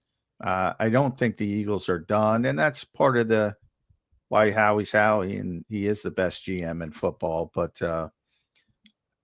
from a larger thematic standpoint, I brought up that the trades that he has made really are not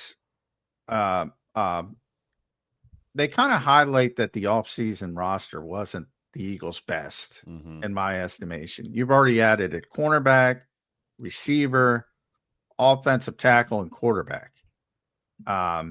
So I'm not giving Howie his flowers. Like, I think a lot of people were like, oh, this is great. This is great. I'm like, is it that great that you had to go outside the organization? Yeah, I think it's, they have so much of the core is in place. The question is, the roster depth. And I think that's what, they've felt lacking and they need to address.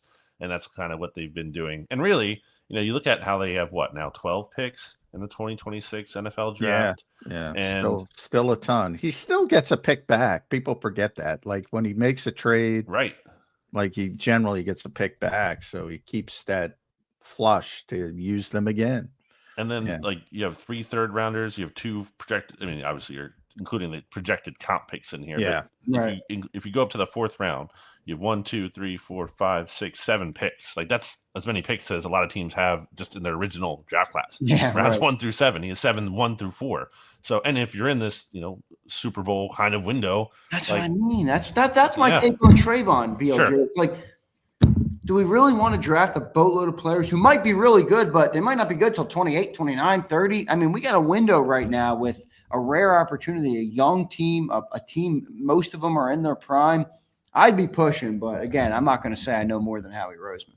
And then you have Tanner McKee, who you might be able to trade after the season. You know, you got a pretty big trade chip that could be moved in the future. So yeah, I don't think you have to do what the Commanders did and totally go in on old players and totally gut your draft class. But there has to be a better balance between having 12 picks and. And already another trade, another wide receiver trade. Adam Thielen going back to Minnesota. A lot of speculation on that. But again, the Panthers proved that they would keep him on the initial 53. And let's see, Vikings get Thielen, a conditional 2026 7th-round pick, and a 2027 5th-round pick. They give up a 2026 5th-rounder and a 2027 4th-rounder. So there's still trades going on. And it wouldn't surprise me if the Eagles got one before they're on the practice field this afternoon. Wouldn't surprise me at all, BLG. Eagles play the Vikings this year, right? Yeah, we were just talking. They play the Giants week 6 and week 8, I believe. Cooper DeJean had some struggles with Thielen last year. So yes, he did. Only guy who made Cooper look like a rookie. But he's 33, 34. He's not what he once was. But Jordan Addison got suspended out there, so they needed some help at wide receiver. So the trades keep coming, and we'll see. And at Brandon Gout, make sure you follow BLG on the X platform. Bleeding Green Nation will be on top of it, so make sure you bookmark them and check them out every morning for all the latest Eagles news, because there's more coming. That's how we foreshadowed. More coming, BLG. That's where I'll end it with you. Give me a percentage. Trade, waiver wire. Well, now because to me it's 100%. Right. So I'm going to just say keep 100%. Yeah, I'm going to keep it. I'm going to keep it a trade. Give Okay. me a percentage that there's a trade today. Today, I'm going to say I'm going to go. I'm going to say 59%. 59. I like it. 59, I like it. Over 50. That's what I was trying to get. Over 50. I like it. 59. All right, BLG. 8 days out, man, from the season opener versus the Dallas Cowboys. Going to be a good one next week. My final thought for you is, what do you think of the NFC East right now, man? Are the Giants potentially going to jump the Cowboys? Are the Cowboys going to be as bad as we think? The Commanders are like ancient at this. They got a really old roster. What are your thoughts, kind of just real quick before we dive into that game next week? 8 days out. What are your thoughts on the NFC East? Yeah, the Giants seem to have some positive vibes going for them. I don't know how much that matters when you look at their schedule. Their schedule is very tough, especially at the beginning. So I think that could kind of go away quick. It does seem like Jackson Dart can play a little bit. I don't know how good he'll be, but usually I feel like with these rookie quarterbacks, you can kind of, it's not that you can tell their whole career right away, but can they play a little bit? And I think he at least can play a little bit. So, we'll see. I like their defensive front, BLG. Sure. I think they might be a pain in the ass. If they live up to what they look like on paper, they might be that sneaky pain in the ass team on occasion but they're not going to score though. Right. I still think they have a lot of pitfalls that often I don't like that offensive line at all. So they have their issues, I think limitations. And then the Commanders, I've been railing against them all offseason. They have almost half of their roster is made up of players entering their age 30 season. We're talking about that. That is such an that is the interesting story, because the Eagles are so young. Yeah. And the Commanders are so old. And there's pitfalls to both ends. Maybe the Eagles are a little bit too young. Maybe the Commanders are a little bit too old. But I do think Eagles, what I mentioned was, look, the Eagles got great play from Darius Slay last year. Yes. They got great play from Brandon Graham last year, but he didn't hold up. They've gotten great play from Lane Johnson late in his career. Great play from Jason Kelsey late in his career. Great play from Fletcher Cox late in. There are plus 30 players that play well consistently, Bobby Wagner being one of them. So it works kind of both ways. And the Eagles are so young. Think about last year. They still had BG. They still had Slay. They still had that core, obviously Lane on the offensive side. They're so young defensively. so young, BLG. Yeah. That could be a detriment to the Eagles. Yeah. Yeah, young doesn't automatically mean good, correct? And old doesn't automatically mean bad. I do think it's a little extreme to go to the extent. Oh, that it's the definitely Commanders have done. extreme. Yeah. It's And also extreme. in a year where, like, I just think if I was a Commanders fan, I'd be really frustrated with what the team did from a standpoint of, like, I just don't think they need to. I get taking advantage of Jaden Daniels' rookie contract window. I get that. I think there's a way to do that while also kind of adding long-term building block pieces like the Eagles did with A.J. Brown to Jalen Hurts. Bill, this is exact. You stated it better than I did, but that's exactly what I've been saying. It's just crazy to me. I think there's so many factors that point to the Commanders taking a step back this year. That doesn't mean they shouldn't try to win this year, but it should mean they don't go all in on this year like they have. And I think it's a very bizarre decision to do that. I think Jaden Daniels is going to be great. Let's be clear. I think he could kind of be the mitigating factor in terms of, fighting those regressions that are in store for them. So that's always possible. But I really think they've had a bizarre offseason. And then the Cowboys, it's tough to know what to make of them because I think they're obviously going to be better than last year when you have Dak Prescott if he's healthy. Although he was bad last year before he got hurt. I don't believe in Brian Schottenheimer. Look at that defensive roster right now, especially with no Micah Parsons. That roster, they're screwed if they don't figure out Micah. Questionable starters, on that team. Offensive line, same thing. Tyler Guyton, he might be able to play. He wasn't good last year as a rookie. He missed a lot of time this offseason. Is he really going to get better? So, and there's some other question marks on that offensive line. I don't know what to think of Booker. He's such a good player, but in college, but his testing numbers were brutal. Not just like average or below average, like bad, like really bad.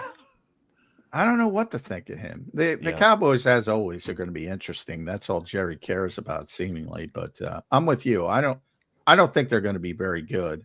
I think it's a 2-horse race in the NFC East, as it has been. Just the Commanders have now usurped the Cowboys, and it's the haves, Eagles, Commanders, have-nots. Cowboys, Giants. Yep. BLJ, good stuff today, man. This is the final stat. Ready? 24 defensive players yesterday on the 53. Only 3 of them are older than 26, and 14 of them are 24 or younger. That's a young defense, BLJ. We'll see how it all shakes out. BLJ, thanks for joining in today, brother. Make sure you guys follow him at Brandon Gout and read his work at Bleeding Green Nation. We'll talk to you next week, my friend. See you guys. Thanks, bud. Yeah, Obo's the old man. Yeah, poor Obo. He's got to be the adult in the room. I do think it's something to watch. I mean, I think it's a young man's game, so I don't think it's going to be the type of thing that costs the Eagles. And I maybe this is an Eagle perspective, maybe this is an Eagle colored glasses, John, but I do happen to think the Eagles have a different group of young players, and from a sense, I agree with that. I agree. Many of them are, they experience national championships in college. And again, I know college is different, but they're a more experienced group of young players than the average young player in the NFL. I'd say. Well, and I think a lot of them, and it starts with Jalen Hurts being most notable. Right. He's getting a little bit older, but as when he got his extension at the time, he was 25, and Jeffrey Lurie called him the most mature 25-year-old he's ever come across. I do that, and I bring up all the time. I hope people listen. Like Jordan Davis is a natural leader. Nakobe Dean's a natural leader. Reed Blankenship is a natural leader. Players like that. Devontae Smith, different type of leader, but he's a natural leader. AJ is a natural leader. They are very young, but they have naturally mature people, I think, and that's been part of the, reason they've hit on some of these players. I think Cooper's heading that direction. Again, maybe in a little bit of a different way, but how serious he is for how young he is. Quinyon Mitchell is heading that direction. So I agree with your sentiment, but I do think people forget that they mixed in the time-tested, battle-tested guys, the Slays, the Grahams. Right. No, I agree with that. I don't disagree with that at all. I think that's one of the big keys of this season is how that plays out. Yeah. And it's like I said, to me, that's one of the most interesting stories of the season. The different way the Eagles and the Commanders went about it, Right. because they definitely went a different way. And it's going to be interesting to see how it plays out. No doubt, Johnny Mac. No doubt. A couple minutes left. What'd you think of that Thielen trade to the Vikings? Thought that was interesting. That Vikings team's going to be good, man. If JJ McCarthy is like mediocre, they're going to be good. I from the time, like, I didn't get why JJ McCarthy was a first round pick in the hype leading up to the draft. I mean, he won a national championship at Michigan, but Michigan didn't throw the ball. It's like when you have a top 10 pick, you don't play the way Michigan did. So I'm not. And plus, I say it all the time. I guarantee that guy's going to get hurt. I guarantee it. Like I said it all the time about Which guy? JJ McCarthy. It's very slight. He got hurt his first year. He played one preseason game, got hurt. And I mentioned that correlation to the old school quarterbacks playing through things. And you see it so many times about quarterbacks eventually getting hurt. And then the young guy comes in and gets hurt right away. And you're down to your third string quarterback. And think about, I've talked about Sam Howell in Minnesota giving up on him. That's concerning from the Eagles standpoint. But from Minnesota's standpoint, they brought in Carson Wentz. I mean, so I don't think they're going to be very good because the quarterback situation is such a mess. But yeah, their roster is pretty good, but they're just not ready from a quarterback standpoint. We'll see. Johnny Mac, your final thoughts. Initial 53-man roster came down yesterday. Nothing too crazy. Nothing like that caught us all by that much surprise. Obviously deep on the offensive line room. Kept a few tight ends, but nothing over the top. APR. I'm hoping APR gets back to the practice squad, but we'll see what he can do, or if they're able to get him back there. Your final thoughts, John, on a Wednesday edition of Birds 365. 8 days out, brother, from the season opener. Yeah, initial 53 is not the final 53. By the way, the final 53 doesn't even exist. Exactly. There's a final 53 for September 4th. That will be locked in, but then you'll probably see change the next week and the next week. So always a fluid situation, but especially this time of year. And as we said, we got 2 trades already today. So that's an indication of teams who are looking to unload players saying, all right, we're not getting what we want. We're going to keep them. And maybe that spurs them getting a little bit more. And so BLG had it at 59%. I'm going at 51%. Just teetering over the 50. Don't be surprised if there's an Eagles trade today. I will not be surprised. We will see what they end up doing. Johnny Mac, great show today, brother. We will talk to you tomorrow on a Thursday edition of Birds 365. Thank you, brother. All right. Thanks, all. All right. There's Johnny Mac. John McMullen joining us right here on Birds 365. Great show today. Good initial 53-man roster that came out yesterday. I'm feeling pretty good about the Birds, but man, do I want Trayvon Walker. Dabney's going to have to cry in the chat because I need me some Trayvon. Trayvon Walker coming to this team, I will be insufferable. Johnny Mac will want to quit doing a show with me. Cilio will stop bringing me on daily in the afternoon. I will be insufferable because this team will be in perfect position to go and repeat as Super Bowl champs. All right? Give me them. Rich, come on, Rich. Don't listen to Dabney in the chat. This dude's got a misery condition. Don't listen to Dabney in the chat. Come on over, Trayvon. Come on over. All right? We need him. We need him. Eduardo, we do realize it's an uphill battle. It's probably unrealistic, but it's still fun to talk about. I always laugh at people. Guys, sports talk is supposed to be fun. It's supposed to be fun. We're not the actual game. The games are the meat and potatoes. We're not the actual games. We talk about it. It's supposed to be fun and entertaining, is it not? I get a kick out of some people who come in and like, be realistic. How could you ever criticize this? Or how could you ever say that? Guys, loosen up a little bit. It's okay. It's sports talk. We're supposed to have fun. We're supposed to debate. We're supposed to talk about the different avenues they could go. We're supposed to talk about the highs and the lows, the ebbs and the flows, the ceilings and the floors. Come on, man. Come on, man. I have fun doing it. It's fun for me too, Flex. It is fun for me too. I love doing it. All right. I love doing it. No super chats today, huh? Any super chats? No. There might be a StreamYard issue there. It's not starring them. If anyone dropped a super chat, I didn't read it. Let me know because it's not in my starred section, but all good. Greg Miller says, Xander, if we get Trayvon Walker, I'm going to be freaking out. Greg, it'll be good, man. It'll be good. It'll be good, no doubt. Crowley says, we also aren't a part of the team, so we can have fun with it. Exactly. It's like John telling me I can't use repeat. I'm like, what are you talking about? Repeat. Yes, I fucking can. I can say whatever I want. Repeat. Yeah, we're repeating.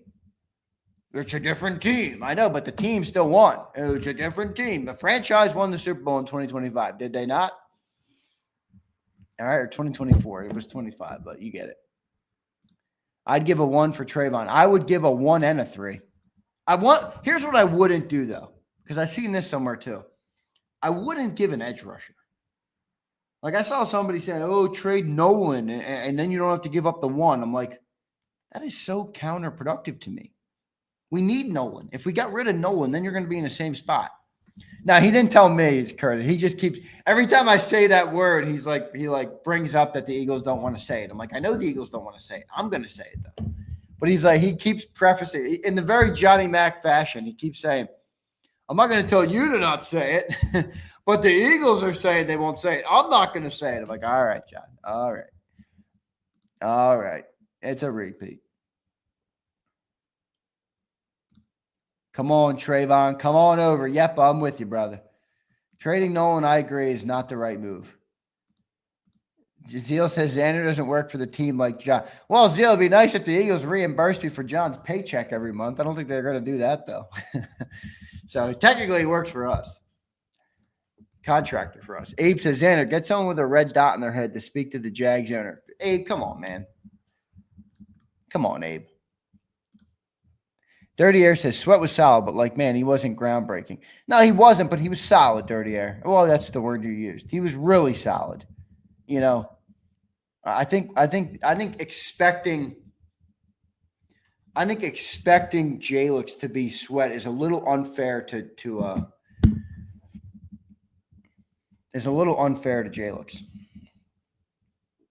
I'll leave it to Siglor. What's wrong with that?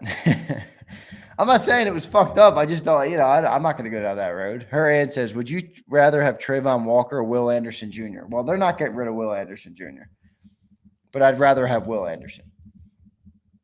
All right, I'd rather have Will Anderson.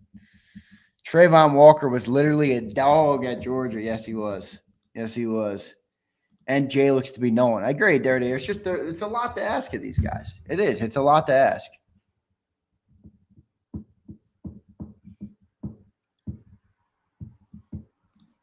Z, I don't want it, but if you trade Nolan, you get a better and more durable player that you can actually pay long term. So there is some sense there to me.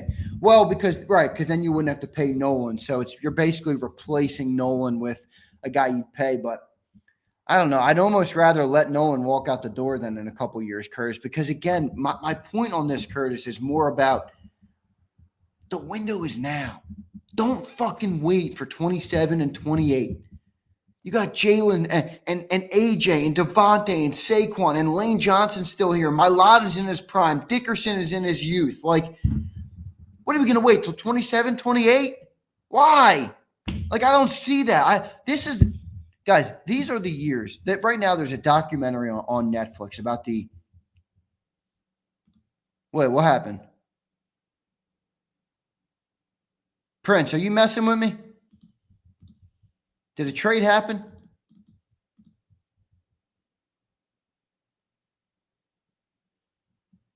All right. Now, Prince, why are you messing with me like that? Come on, Prince. You have me scared shitless for a second. Prince, where? This fucking dude. See, Prince, this is my problem, Prince. I trust you. I trust you. And then you're saying, yeah, bro. Everyone else says you're an a-hole. Prince, you're an asshole. And I trust Prince. Prince, you've broken my trust. Come on, man. All right, but anyway, what I was saying is there's a documentary right now on Netflix that everybody's talking about with the Dallas Cowboys. And I'm like, we're in the moment right now that they're making a documentary about for the Cowboys. In other words, we are in the midst of building a dynasty. We can do it right now. They'll be making the doc about the Eagles 25 years from now about this era.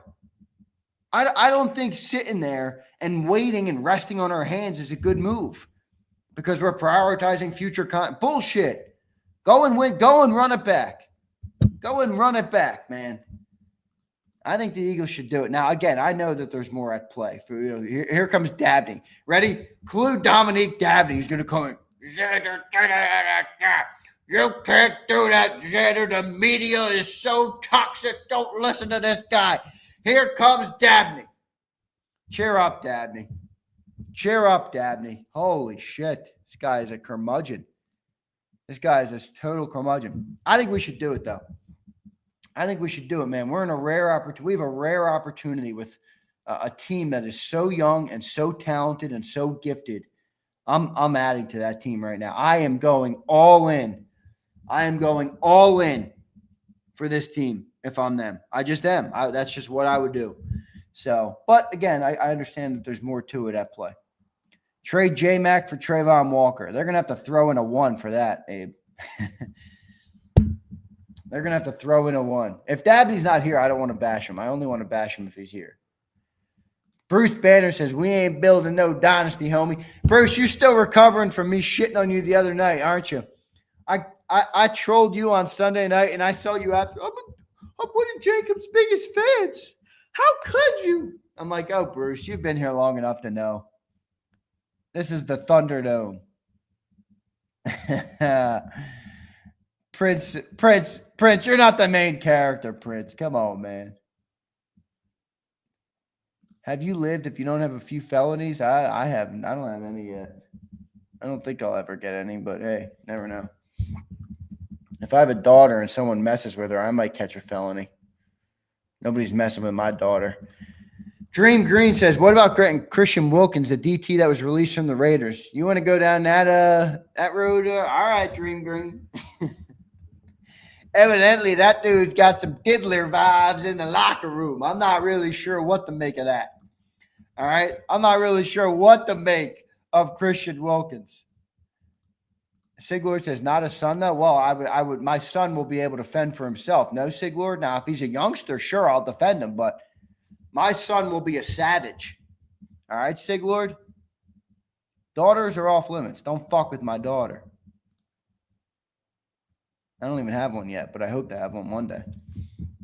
I don't know. What do you guys think? I don't think I'm like, you know how some dudes you're like, yeah, they're just like a girl dad. They have like 4 daughters and they look like a girl dad. My brother might be that guy. He has only one kid. He just had his niece. She's 4 months. You guys know about her. She's my goddaughter. I could see him being exclusively a girl dad. I'm not sure if he will be, but I could see it. I could see me with like 5 sons. Give me 6 sons. Holy dynasty. 6 little Z's running around, building up the future of the Krause name. Are you kidding me? Come on, man. See, Daniel, you bring up a great point. All right. You bring up a great point. Do we have a better roster now or August 27, 2024? Thoughts? I think we're all unfairly looking at the 2025 Eagles and comparing it to the final product of the 2024 team. Right? We can't compare the 2025 Eagles before they've played a game to the 2024 Eagles who went on an ascent like this, and at the end of it, they were at their peak condition. Right? It's tough. It's a tough comp, man. It's a tough comp. Dirty Air says 4 brothers and I have 3 boys, though my brother just had a girl. There you go, Dirty Air. That's right. You mentioned that to me. Welcome to the Thunderbird Dome. I like it. Curtis says, I have a girl. They melt you. Congratulations, Curtis. That's a beautiful thing. All right. Here's Prince. Yes, Xander, I've been saying that. Yo, Prince, you're starting to sound like Johnny Mac. You know when like anything happens in the NFL world and John's like, I tried to tell you, I've been saying it. How many times have I said it? And I'm like, all right, John, I know you're right. Okay. How many times am I going to tell you were right? Prince, I'm starting to get that vibe from you. It's like anytime there's a half decent take, Prince is like, I've been saying this. All right, Xander, I've been tweeting it in the chat for months. All right, Princey. All right, Princess. Come on, Prince. Yeah, Curtis, I've said it pretty consistently. Prince is now that guy. I've said it pretty consistently. All right, Prince. All right. Pat on the head, go back to bed. All right, Prince. Last year, we went into Brazil asking if we had a defense at all. Well, not me, Josh B. I dubbed the no-holes defense last year prior to week 1. Actually, around this time. The no-holes defense is what I dubbed it. And, man, did that turn out to be true. Because that defense last year, not a hole to be found. Not a weakness to be found on that defense last year. The no-holes defense will live in infamy as the greatest take from a first-year sports broadcaster in the history. All right? Bend the knee, everybody. Johnny Mac and Big Gill. I've been doing this for 30, 40 years. John, if you're listening, Sills, if you're listening. The young buck was right. And he will be once again. All right?